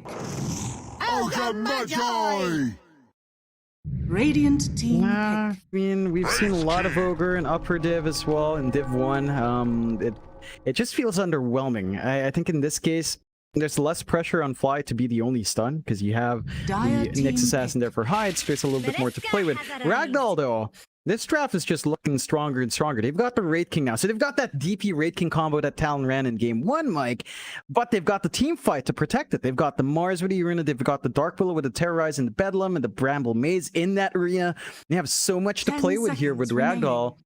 outside of just the push game, that I 5 still seconds feel a bit remaining. worried for Talon. Like, it just doesn't feel like they have the same control from their support duo of Nyx and Ogre. They do have good burst and mobility on Queen of Pain, which Ragdoll doesn't have the Radiant best stuns to team keep a Quap in place, to be fair. And Talon do go back into this Morphling now for Gabby, a tried and tested here for him on the safe lane. No Ags combinations as well here for Talon, but you can turn into the opposing Dark Willow, I guess. So you could do that. I don't know how much value that is, 10 because seconds remaining. you'd still have to go Ags for the upgrading yourself, and I believe, I forget if it's 5 changed, but seconds remaining. I think the Dark Willow has to have the Ags if you're stealing an enemy form. I'm not sure, I forget, but you could still go for that Dark Willow play. It's just not very reliable when it's the enemy Dark Willow. So as a solo core Morphling, it can stand up to the Raid King. Like, there is no mana burn just yet on Ragdoll, so you can still depend on your attribute shift. There's no AA, so there's no direct counter. Dire team And back. when it comes down to lane, Mars versus Morphling isn't too Radiant bad for team Morphling. back. There are ways for the Mars supply pressure, especially in the first 2-3 levels, while attribute shift is at level 1. But past that point, Gabby should be able to secure himself enough farm, and Fly should be putting his body forward. The question still stands here, Mike, for the last picks. Ragdoll are probably going to flex that DP. I think they're going to 10 run the seconds Dark Willow remaining. on the 4 here for Yif. They're going to run the Dire Minyo Ping team and Death back. Prophet on 5. And they're going to last pick something on mid here for Citrus. So, again, if you're looking at the Quap for mid, it might not get the matchup at once. Now, Talon does have last pick overall, so they could still flex for something like, say, a KP offlane Quap and something else for Makato mid. I just 10 don't believe we've seconds seen remaining. Talon do that too much, because Makato is fairly comfy on the Quap. So we'll have to see how the 5 last picks seconds shape up here. remaining. Absolutely. We'll find out very soon. But John, you know, I asked you a couple times last night when we were doing Division 1, and you never really got to answer. Properly, that Radiant is. team pick. How's your holidays, Jonathan? I'm always intrigued to hear what you got up to. It was good. We had a lot of food. My parents' anniversary was on the 21st. So we had something called Wow. cochinillo, right? Like, it's a whole roasted suckling pig. And team it was really good. You know, it's so crispy that you could take a plate and crush it down. Really nice. I gained some weight, as chat has pointed out, but very worthwhile for the food. It's worth the food, Mike. What can you say? Yeah. Gained a bit of weight, you know? 10 seconds remaining. I'll have 5 to scroll up. seconds Still, remaining. the draft is moving on. Mike, Ragdoll do get the DK now. So there is still that flex. You could run the DP mid. You could run Dragon Knight mid. You could kind of flex both of them elsewhere. Although, it is fairly open. I think you are going to get the DK mid, the DP5 now for Minyo Ping. So it's a stable lane for the Dragon Knight. There's a lot of push from Ragdoll here, Mike. And 3 tanky cores, 4 if you want to count the DP as a tanky support. The burst damage from Talon is kind of there with a Quap, Nyx, and to an extent the Morphling. I feel like you have to worry about that early durability on Ragdoll, because this lineup will push fast with the Dragon form, with the Skeletons, with the Exorcism, a lot faster than Talon pushed in Game 1. I think Talon's last pick, it's got to be something amazing here if it is a KP offlane. I'm not sure what's really left. Maybe something like the Brewmaster could help you break up some of these fights. Like having that Cyclone up on Wraith King or on the Dragon Knight in his Dragon form will buy out a lot of that burst window of Ragdoll. And we know KP is a fantastic Brewmaster player, so that could be one route to go, but I'm not seeing that many options left here for the side of Talon. Timber saw! Choose your hero.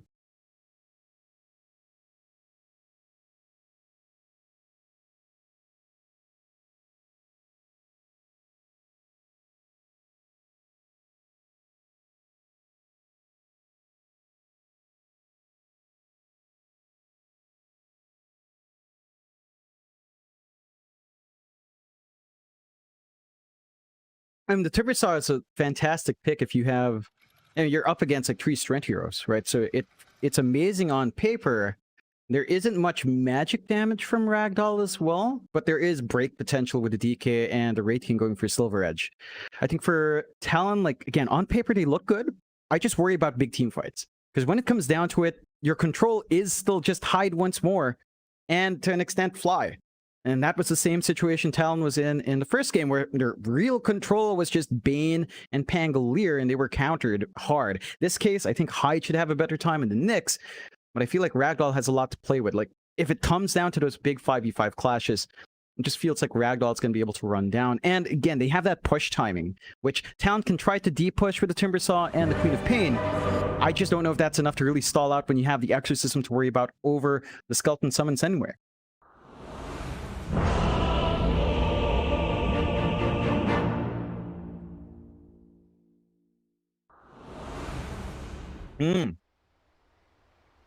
Beep, beep, beep. Beep, beep, beep. I like your moves. I like your style. Yeah, I know. One would say it's better than a lot of the NFTs you'd find out there, you know? So you better get in on it. Board Yacht. What's that? Board Ape Yacht Club ain't got nothing on me, Mike. That's right. How do you know about them, John? You hate NFTs. I see way too much of that in my Twitter, okay? Way too much. So I know by proxy of actually hating it. All right? Right. I mean, I know. I feel like I should just not know. That's the ideal. Ignorance is bliss, Mike. I don't have that bliss. Fair enough, Jonathan. You have to excuse me for a second, John. I'm going to try and turn off the fan now. From the PowerPoint, mind you, because the control is not working. If you don't mind, Jonathan, have a bit of a chat with the viewers while I go do that. Yeah, you know, that's just an excuse for Mike. We all know what you do with a fan that can't be turned off. It's a spinning blade in the kill shed. Mike's making excuses. He used that fan for something else. We all know it. Mike, we all know what you did with that fan. You used this makeshift power saw. You were cosplaying Timbersaw in your off time. That's it. You were trying to play with your own chakram there. You Why sick are you man. trying to make it out as if I'm some madman chainsaw massacre murderer? The thing is as well, because I've got the camera on the front view now and everyone can see my eye bags, they might believe it, John. I do look a little bit intimidating, I'm told. Nah, you really do rock that like rock star from the 2006 kind of era look. Oh, maybe not. I mean, it's still a bit of a look for the Midwest emo bands, you know, like say American Football. Still rocks that look. Their lead singer still kind of rocks that beard and haircut. So you're looking modern, Mike. You're looking modern. Not at all killer-like. Not quite. Thank you, Jonathan. That's probably the nicest thing you've ever said to me.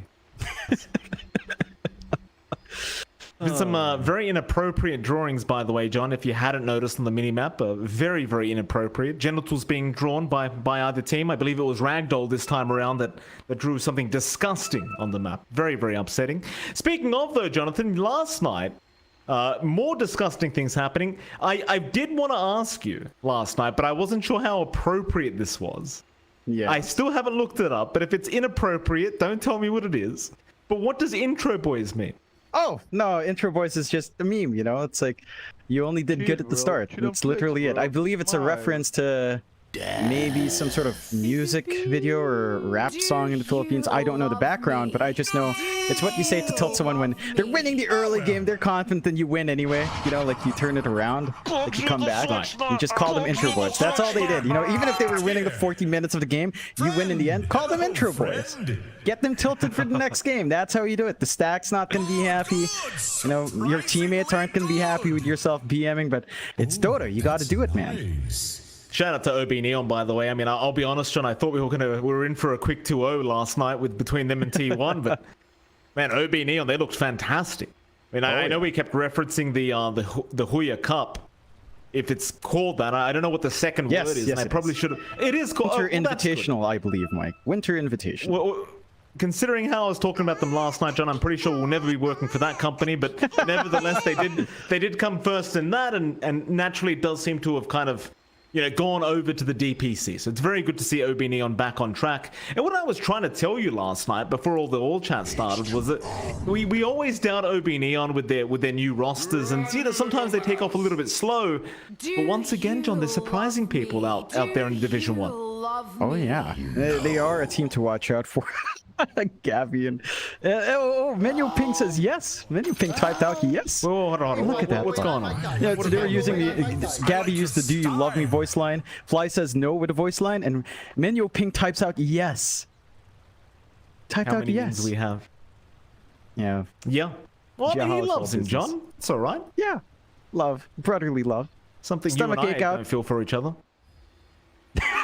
You know what, Mike? Wait, a bit off topic. I want you to go into showcase view of the Raid King right now, because it's perfect. Right now. It's a rock and roll pose. Look at that. Ain't it perfect? That is good. That is a good one. Look at that. He's got the hand up. He's got the sword up. Well, he looks like he's going to your rock concert, Mike. Look at that, Jonathan. VT faded. He even said thank you, Nino. Nino's been acknowledged for once, which is very surprising. Probably the highlight of his life and career. Congratulations, Nino. Imagine saying thanks to Nino. Outstanding. I wish Dougie was here to see this, because this is record breaking. Oh, I mean, Dougie. This is a record for him. Well, Dougie's a busy man, Jonathan. I mean, Dougie's top admin. He's a busy man. He's got meetings to attend. We had to bring in the what's the nice way of saying the second guy, John? B team? Is that the B nice? team. We had to bring in the Nino team, as I like to call it. You're gonna get a million messages later on, Mike. I'm guaranteed. It's guaranteed. You're gonna get a million messages right now. There it is. A million messages already from Nino, but it is what it is. Thank you, Nino. And everyone in chat, make sure to say thank you, Nino, as well. Thank him for being so good as an admin. He needs it. Do this for eternity. And now I feel like I should snitch on Nino. He's saying some very inappropriate stuff to me right now, Jonathan. I feel verbally assaulted right now by our admin. Might have to talk to the boss. We'll call up LDL Parker. We'll have a chat with them about Nino's performance. It's being very rude right now, Jonathan. Nevertheless, we do have an unpause going on. As you would call him, John, Citrus is back. So the good news here, we should be able to unpause very, very soon. You'll never let me live that down. Look, I read a manga called Citrus, right? And even then, when I'm talking to my friends about it, it's a terrible manga, by the way. I'm gonna defend myself. It's terrible, but it's like reading a train wreck. You can't take your eyes off of it. And even then, when I'm talking about that manga, I couldn't know if I say Citrus or Citrus. See? So I'm just very confused, Mike. I'm confused about Dota. I'm confused about English. I don't know anything, Mike. I don't know why you have me. Neither do I, Jonathan, but here we are. For the last 5 years, just casting over and over again. God, has it been? Oh my God, it's almost 5 years. Oh God. Yeah. What have we done with ourselves, Mike? What's wrong with us? Still never met each other in person. No lands. just casting from home. What a career we've had, Jonathan. Surely this year's the year. Surely. Kappa. Okay, Pete, gonna break a smoke on the high ground. Ragdoll, they're just gonna stand their ground here on the high ground as well. And because there's going to be no fight breaking out, John, what are we going to do when we finally see each other in person for the first time? Are we going to embrace? We're going to hug? You have failed. Do anything special, you reckon? You want some flowers? I don't know. I don't know. I feel like I'd run away. I'd see you and just run. I can't believe it, I can't believe you're real. And that's the thing, and we've got another disconnect from Citrus.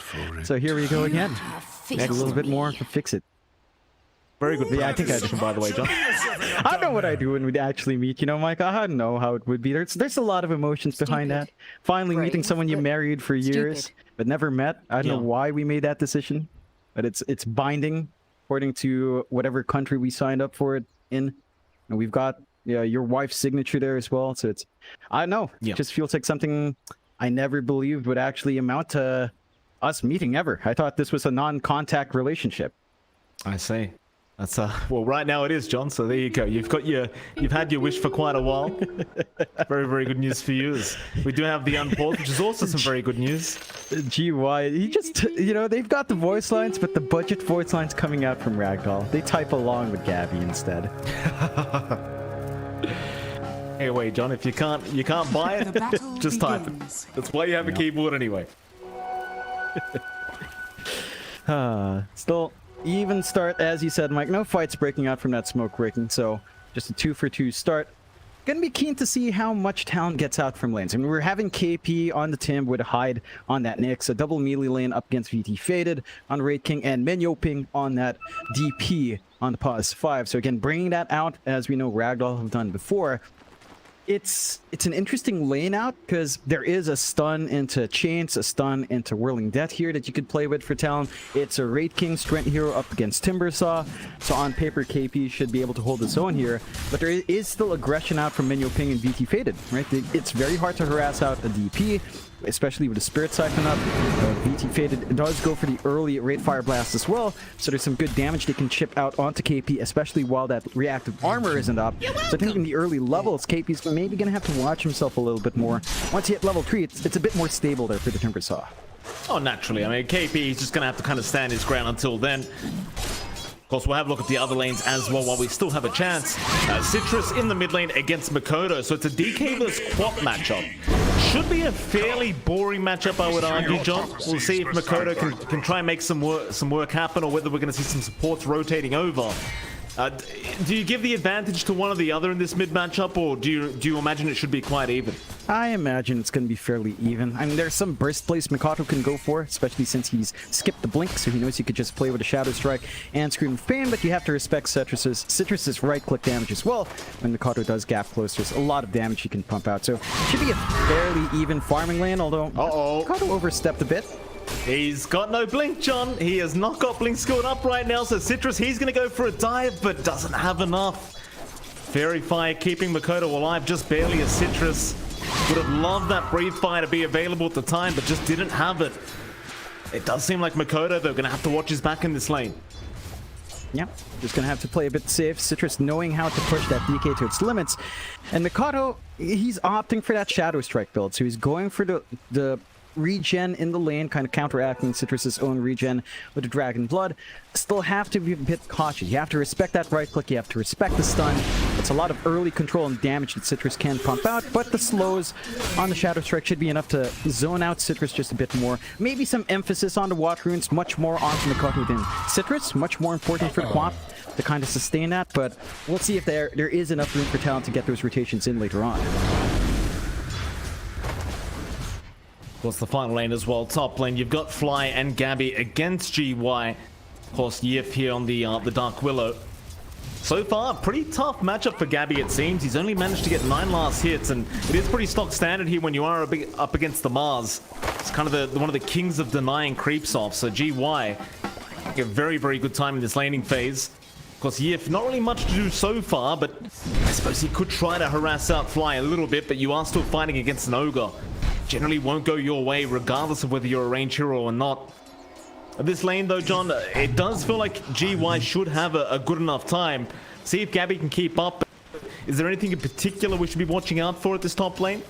Level 6 is going to be the big one. Like level 5 arguably is pretty good for GY as well, but I think you want your Dark Willow levels to be up as well. You want to be able to play with the Brambles, have the follow-up for the Cursed Crown stuns, and that's when you can really start to hammer it in onto the Morph. Now, Gabby's pretty well protected now at level 3 with the attribute shift up, but it's not like he has a healing support on his side.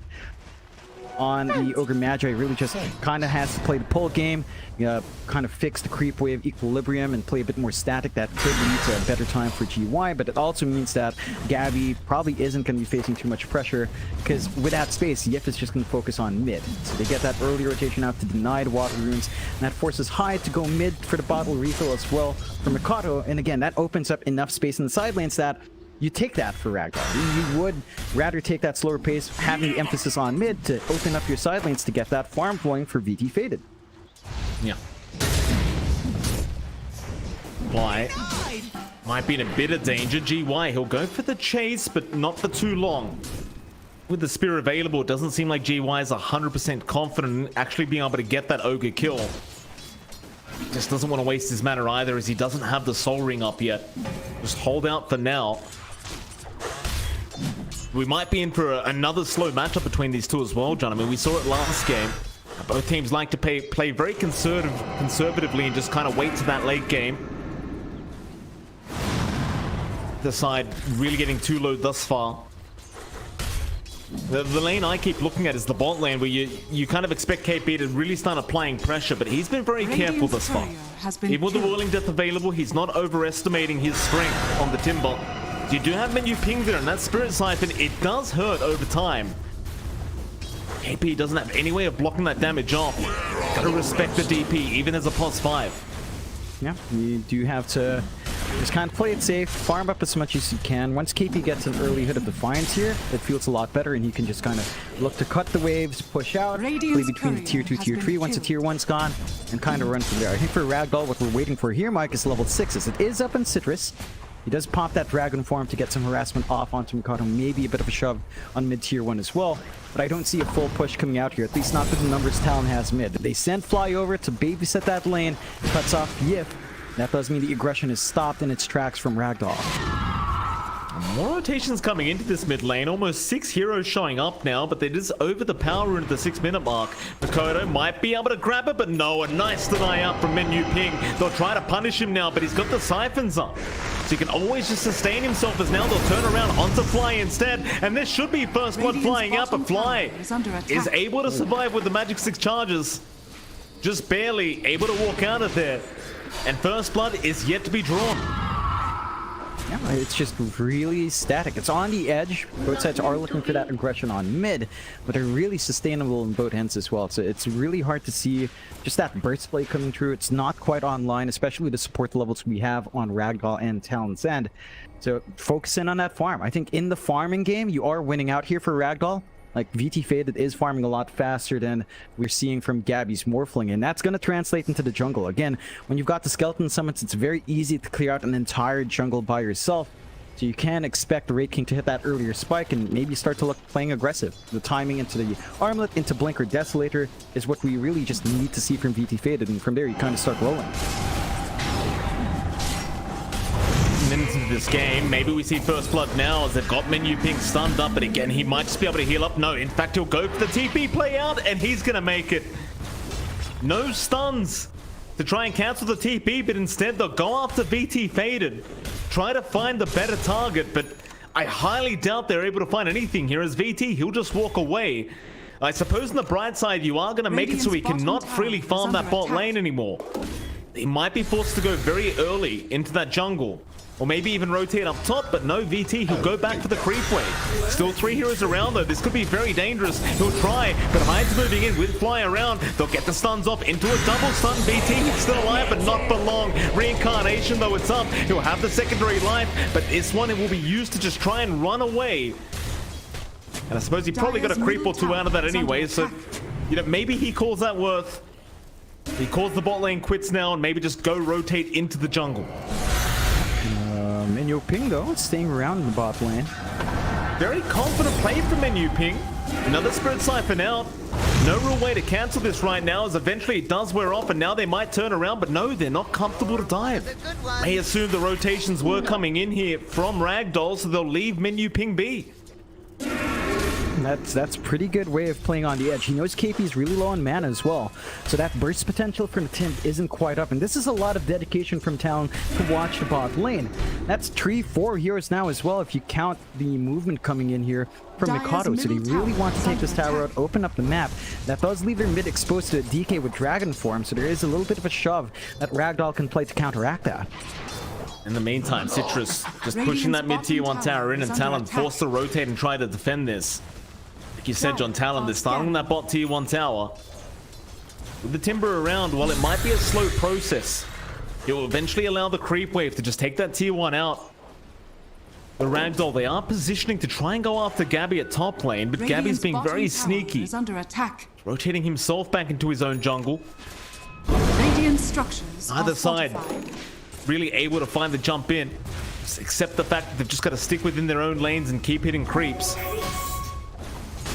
I suppose Talon, though, I mean, at the very least, they should be able to slowly just get this tier 1 bot tower gone. And Hyde, he is keeping tabs on BT Faded, so they know exactly where the Wraith King is. And unlike the Medusa, the Wraith King does not farm quite as fast, especially if you lock him out of that jungle. So we'll see how much impact Hyde can have throughout this game and just kind of stalking the Wraith King. Yeah, I mean, just dragging those skeletons away slows down the farming pace of VT Faded by a massive amount. He needs those skeletons to pretty much just free farm this entire jungle. Not having that tool available slows it down. He has a few skeletons now, not the most, so gonna have to find a way to build that up. KP does rotate up top now to stave off a bit of a shove from GY. They do open up the bot lane for Gabby, so the lane swaps are out. Gabby's gonna be able to escalate his farm down. He is going for a defensive item first in the Linken's pick up, but that should protect him from a lot of the early stuns here, especially that Blink Dragon Tail from Citrus. So Gabby understands what he needs to do. He needs to just be ready for the ganks. If he can survive through, he can attribute chip, and the rest of the team can collapse on top of him. They have some pretty good counterfight from Talon's end, so they just need Gam to kind of stay alive if it does come down to that. Still no first blood occurring, by the way, John. 10.5 minutes in, though. As I say that, GY, hey, it was getting low, but it's only to a creep stack here in the Radiant Triangle, so both teams, again, playing very, very conservative. No big rotations to be made yet. Oh, Mikoto will leave the Tumbler's toy behind, and Hyde will pick it up for himself. Could be a nice little setup there for the Impale. The top lane, KP still just kind of standing his ground on the Timber. You do have about 3 heroes and a 4th one coming up now if they want to try and make the plays onto KP, but they may not even have the damage. With that max reactive armor, it will be a hard ask, but they might just try now as KP. He will keep his distance.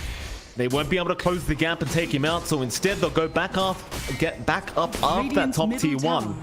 But while that's happening, the mid tier 1 is slowly being chipped away here by Makoto.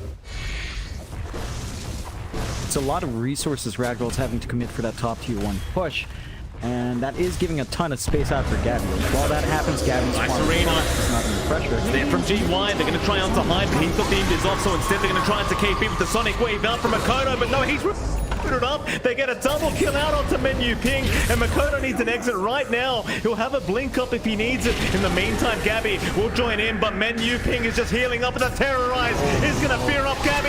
It's not looking great for him. He'll try to strength him off and get out of there, but the spear, it won't land, but they still get a stun off, and Gabby, he is out of strength, still trying to wait for him out, but is it enough? He's so darn low, but it's not going to be. He does end up dropping, tips out from BT Faded as Fly will just keep getting chased down by Menu Ping. And this DP, he finds all 3 kills at the top lane. Maybe even a 4th if they continue to just chase down Makoto. Do they have the stuns? It does seem like they do. Citrus will take the 4th. And Talon, oh, that was a very rough fight for them. Gabby very confidently jumping into the Morphling, but just not respecting the damage output and the sustain of Menu Ping. I'm surprised Gabby even showed up for that defense. He had a free lane bot. Maybe the movement from VT Faded up top forced him to show up. I think you were just set to surrender to that tower. It's not the most important tower at this point. You've got control in the bot jungle anyway for Gabby, so it's a big sacrifice to make for Talon. Really great play from Ragdoll though, Mike. They were really patient. I mean, Yif and Menu Ping were just hanging at the back until they hit level 6. Both the supports hit 6 at the same time.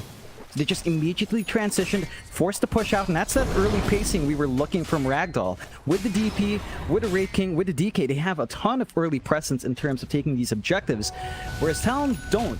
Again, they have some counterfight with Hyde's Nyx, with the Timbersaw to tank up front, but you're not at that point where the Timbersaw is completely safe yet. And that is going to stall out the timings for Talon to counterfight just a bit. 4-0 start for Ragdoll after no kills for like 12 minutes. Just springs out of nowhere, Mike. And that does set a good pace for Ragdoll. Now for Talon, there is still some good news. The net worth lead isn't that big. Gabby and Mikoto are still #1 in net worth, but not by much. They need to keep working onto those initial items and start building up a bit of a item advantage here if they want to be able to burst down these heroes on Ragdoll's end. Oh, absolutely. Definitely very tough times here for Talon. We'll see how they try to recover from this, as there is going to be a very slight net worth lead here for Ragdoll.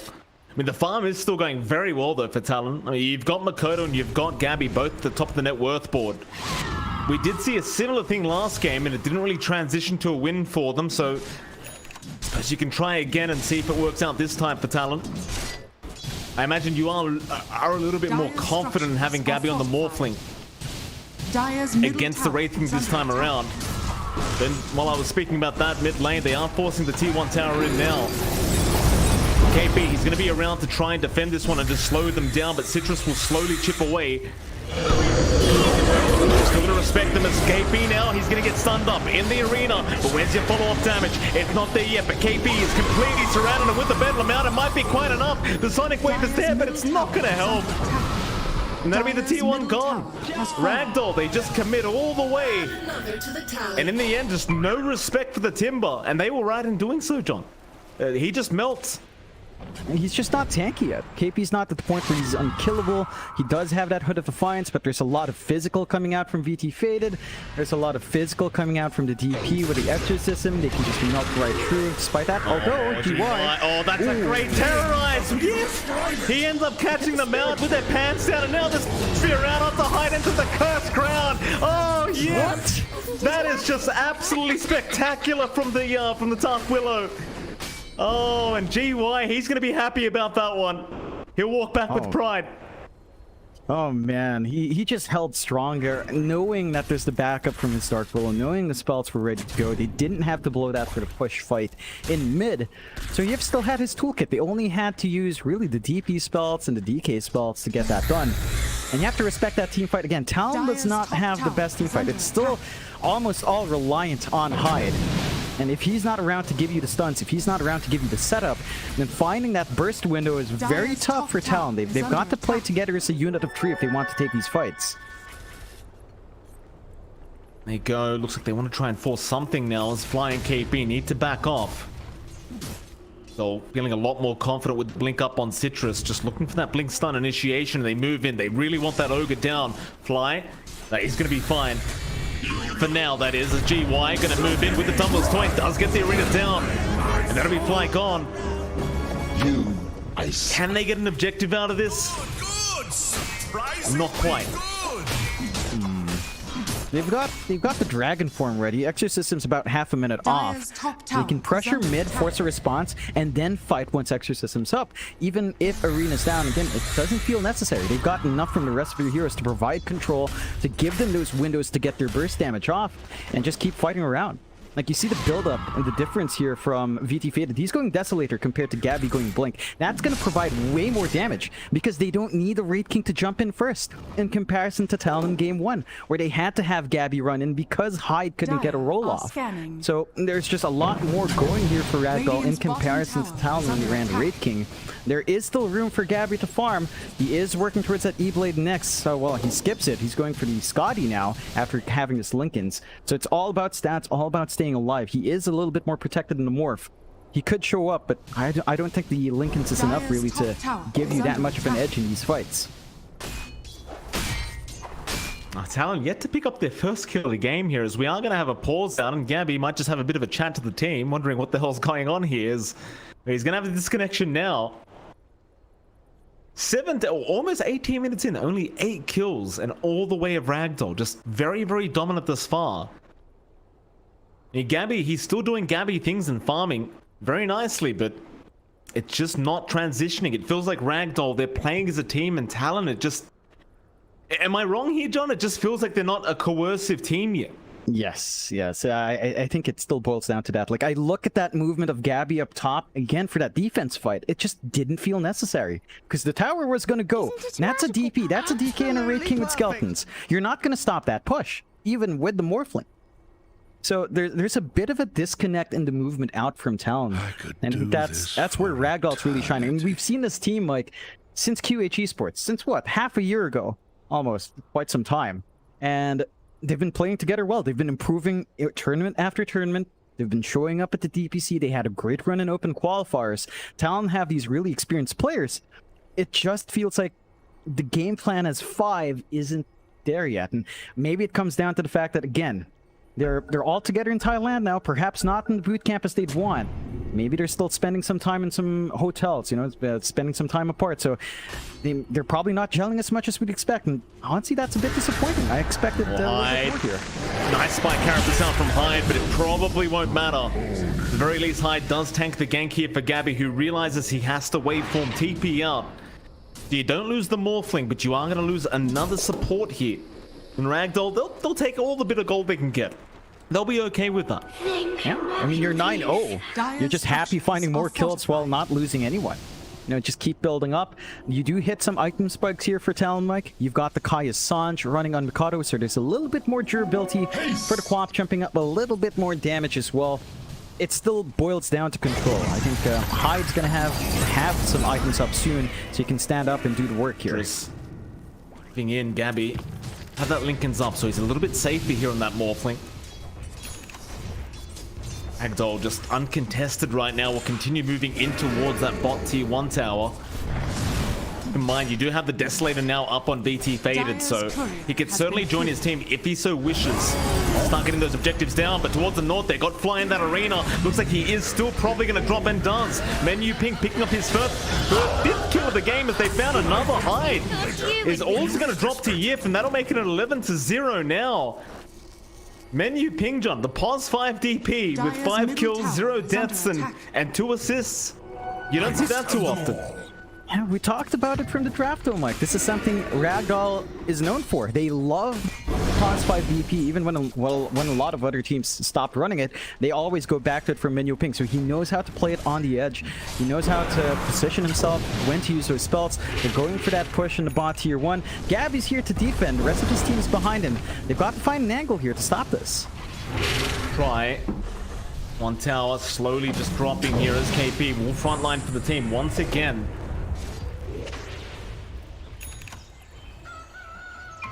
Be enough though, Ragdoll. They'll be more than happy with forcing these rotations, and that's just the idea. Keep forcing Talon to just keep rotating his 5 and just wasting time.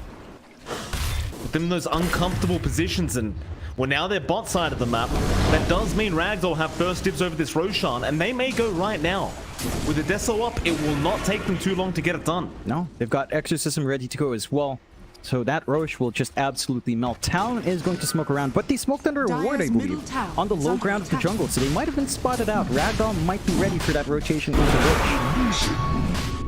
Have smoked up. They're going to try and fight this. I think they realize they can't really allow this to go down for free. Ragdoll, they'll be very patient. No rush for them.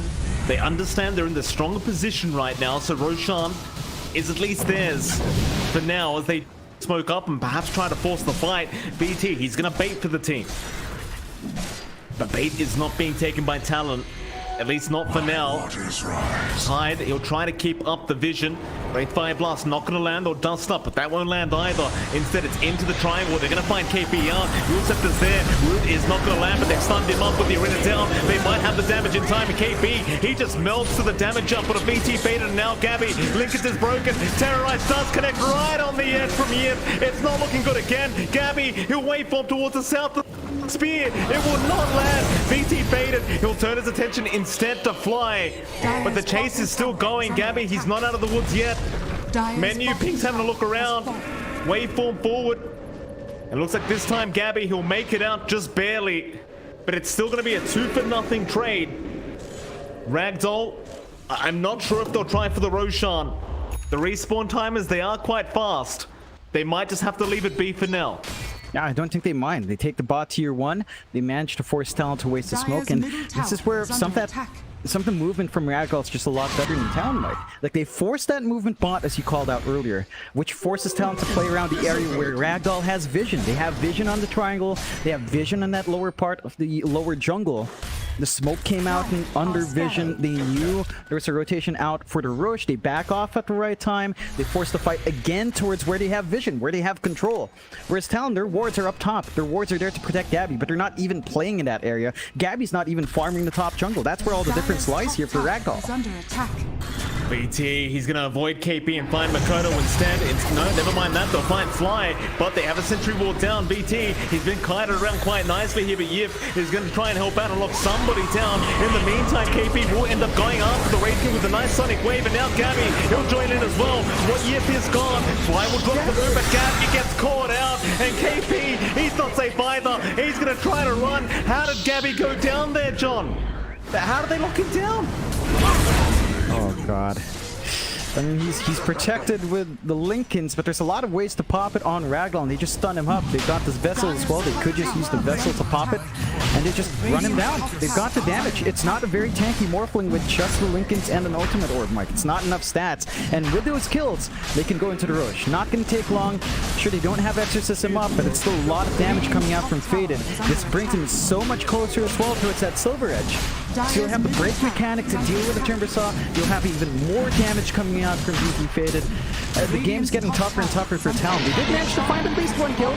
You know, that kill went out to Mikado. It's some much needed gold, but it's 17-1, Mike. Like, maybe it's not looking great for Talon, and some of it's down to draft. A lot of it's down to the movement that's been coming out in this game. But I think when you break down these fights, Mike, there's still a big issue of just putting so much pressure on Hyde.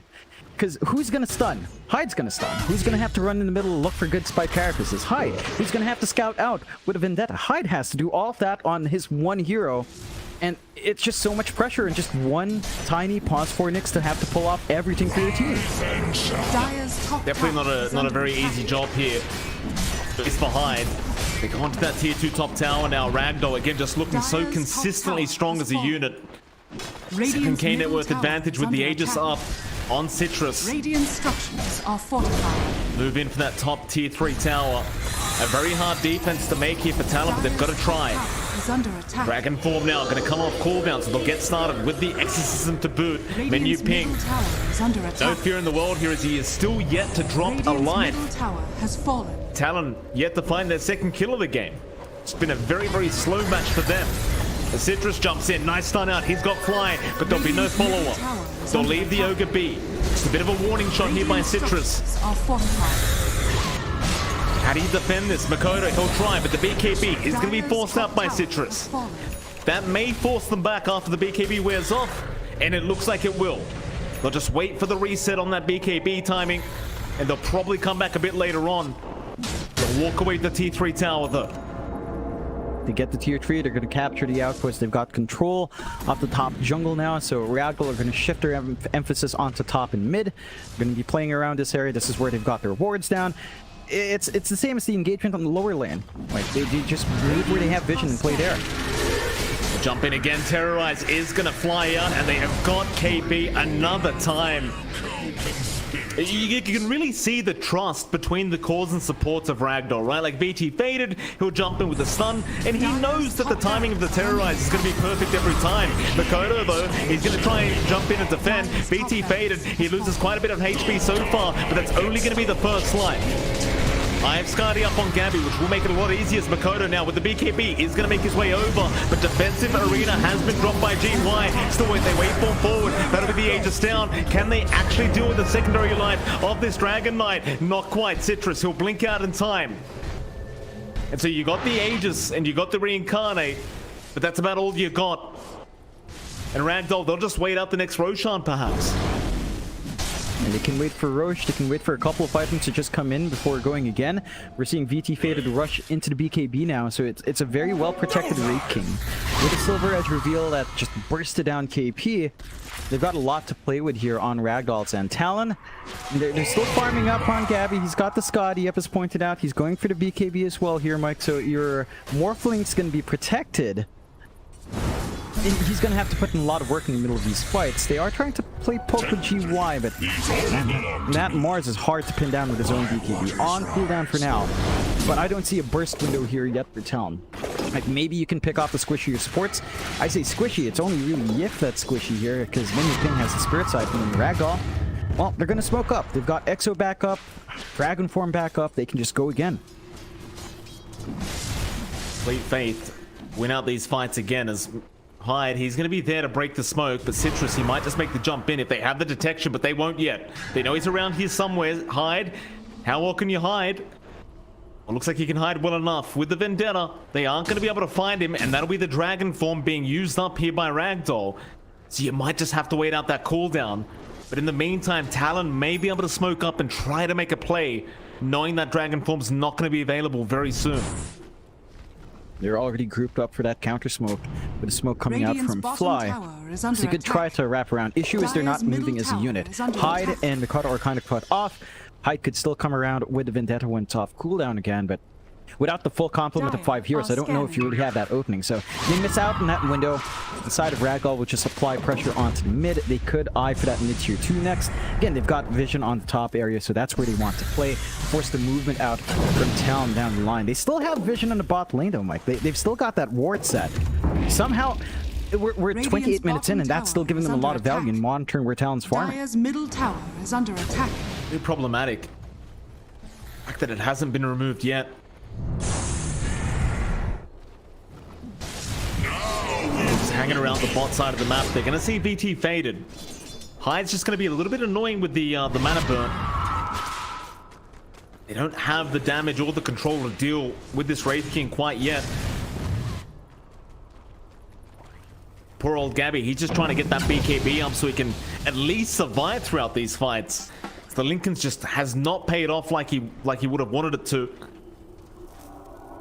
He's slowly getting there though, that BKB just about 400 gold away. Not too long to have that up, and he'll definitely have it up before the next Roshan, which is definitely great news for Talon. Problem is though, he might need it right now if they make the jump in again onto KB with the arena down and the roots out. They're gonna have so much damage. It just doesn't even feel like they're going up against a Timber this game, John. He's just not been that Dire's tanky. middle tower has fallen. Definitely hasn't. It's been a slow game for KP. He's not been able to play that tier 2, tier 3 Dire's creep middle skipping that we tend to tower see with a is under hero. attack. And with that mid lane pushed in, with the top lane pushed in, they're going to be able to take 2 sets of racks here Radiant's if bottom Talon don't tower manage to is respond under in time attack. as well. Dire's They will. structures are fortified. Try without the Timber, just wait out that respawn behind. He's going to get forced back here by GY. They'll stun up the Mars. They will at least force the Eondis usage out from Hyde, and now they blow up GY. A great kill to get started. In fact, that was actually the second kill of the game for Talon, John. So there you go. We've acquired a second one. Problem is they have lost their top racks, which is a bit problematic. Yeah, I mean, they still find the objectives here on Ragdoll's end. And you know what, Mike? The goal for Ragdoll now, I'm going to call it. Their goal is to get 3 more kills and give 1 kill to Talon. That's it. That's the game plan now. Very focused in on the memes here. Let's see if Ragdoll will make that happen or if Talon can sneak a couple more. But with that top racks, with the top lane constantly shoved in, that's going to make it a lot easier for Ragdoll to gun for that next Roshan. With a free shard, give the shard over to VT Faded. He's not going to have to worry about the Nyx mana burn anymore in the middle of these fights. You get a lot more going from your Wraith King end. And the side of Talon have to be ready. They need some vision out on the map.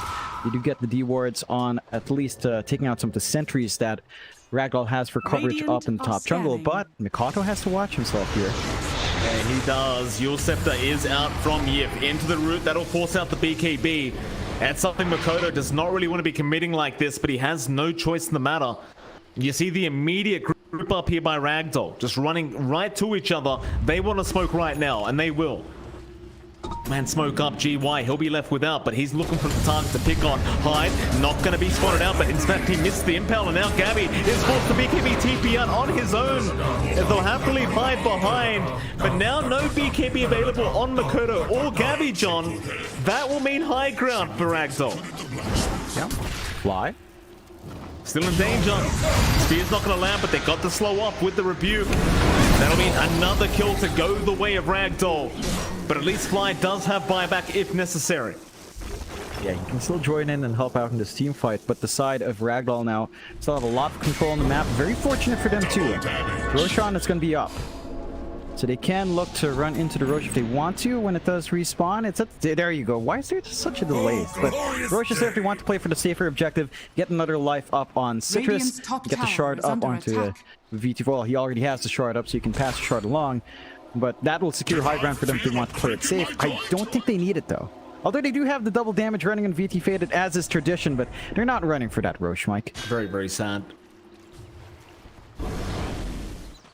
You start to wonder whether there is actually a bug with these TD runes with Roshan, I'll tell you, John. I mean, we make the joke all the time, but it feels like this joke has just been done so many times now. It just makes you wonder.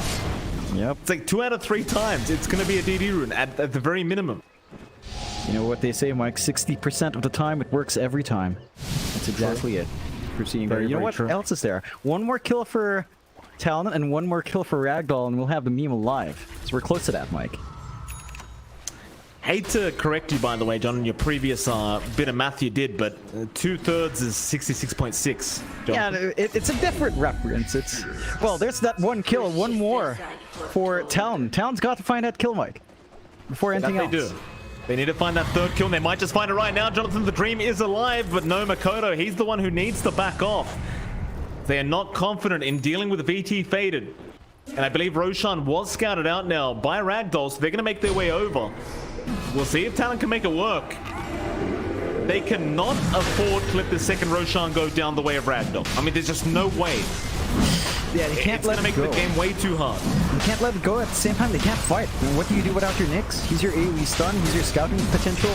He's not there. So you have to surrender that rush. You have to deal with the 2 lives up on GY. It looks like they're going to be handing out off to, and you do have the Ag Shard going out here to Yif as well. So the Cursed Crown having those brambles around, it's going to be really annoying to navigate for Talon. Another Ragdoll has the tools now to go up. Oh, beautiful. Yes, tradition, Mike.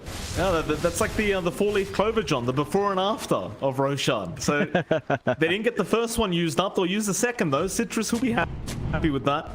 He'll have to wait 30 seconds for that dragon form, but BT Faded, he's got no patience. He wants to go right here, right now, while the rest of the team go down towards that bot lane. But what they actually found there, looks like they are breaking out of fight, but it's Gabby who gets caught out. That is not a great start, and the dream is over, John. No 3-2-2 for us, but Hyde, he's also going down. Needs a way out of this as GY will just continue chasing him up, and he does get the kill. And that'll force the buyback.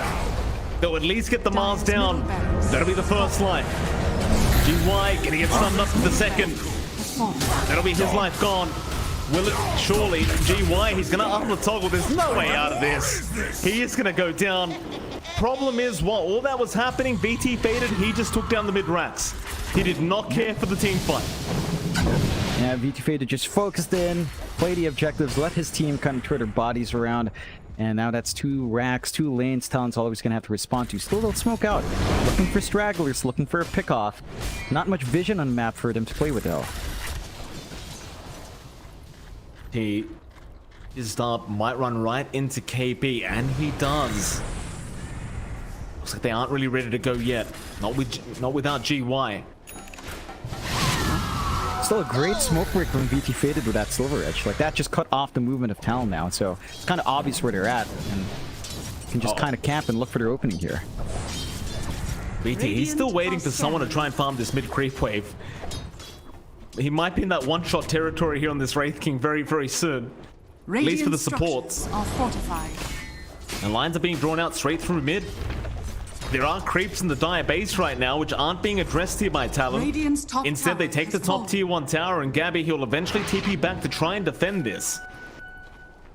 Ragdoll, again, just so consistently patient in the fights they take.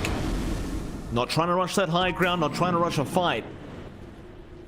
They understand how quickly these games can turn. Even with a 16k net worth advantage, they're just not going to rush this. But they will slowly start pushing through that bot lane. Yep, last real lane with objectives they have to play for here on Ragdoll's and Talon. Again, they can try for the high ground hold. They can keep trying to hold on. They've got decent defense with a Timber Saw and with a Nyx. It's just really tough to pull that combination off, but they've got some tools to prevent that complete collapse. Ragdoll is playing it cool. Tier 2, not going to be defended. And Citrus does pop that Dragon Form early, but he does have the Arcane Rune, so it's a lower cooldown, a little bit more uptime there, and that should allow the switch to top. But VT Faded still has Reincarnate, is very close to finishing up that Bloodthorn as well, so he might just want to wait for that, like a little bit more gold, just about 800 left. They are just finding tier 4 items as well to reach the 37-minute mark. And they've got control of the jungle, so they're going to have the neutral advantage here as well, Mike. They are. Neutral items to come up. feels like Talon have not left their base for the last 2-3 minutes now, and I suppose that is fair, but they are going to smoke up as 4. They'll leave Gabby behind and just try and find a little bit of a pick on. Just a straggler on the side of Ragdoll, and the one they might run into is GY, but he's got the Blink BKB up. He might be able to get out in time, and in fact, he completely avoids the smoke. As Talon, they'll just take the time to try and get some wards down, get that vision going. But they are going to find nobody quite yet. In fact, BT Faded now does reveal he was at that power rune spot, but it's too late. They just don't have the detection around. So instead, all they do is just take back the outpost, get those wards down. They'll have to be satisfied with that. Yep. Just take what they can get a couple of neutrals as well. Kind of the best situation here for Talon.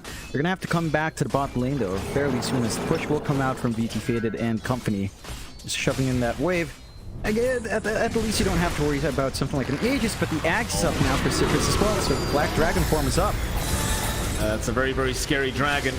They may be able to deal with BT Faded's first life very early on, but Citrus, he's jumped in. BT Faded, he'll lose that first life. GY, he got a great arena off. High, he's trapped in there with the Aeon Disc. It does wear off, and now they're terrorized. It's caught out KB. They'll find the second. Makoto trying to get something done with this, but there's nothing he can do.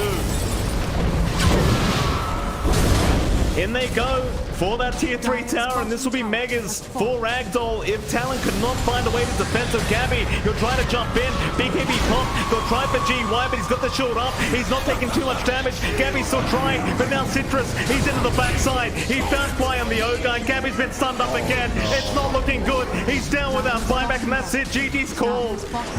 Ragdoll 2-0ing Talon, and I'm not sure whether it's Talon, John, but Ragdoll, they look fantastic right now. Oh, Ragdoll played perfectly. They hit all their timings. They go with a really push-heavy lineup in game 2. They hit those early spikes we were looking for. I think it was all from that top play where they were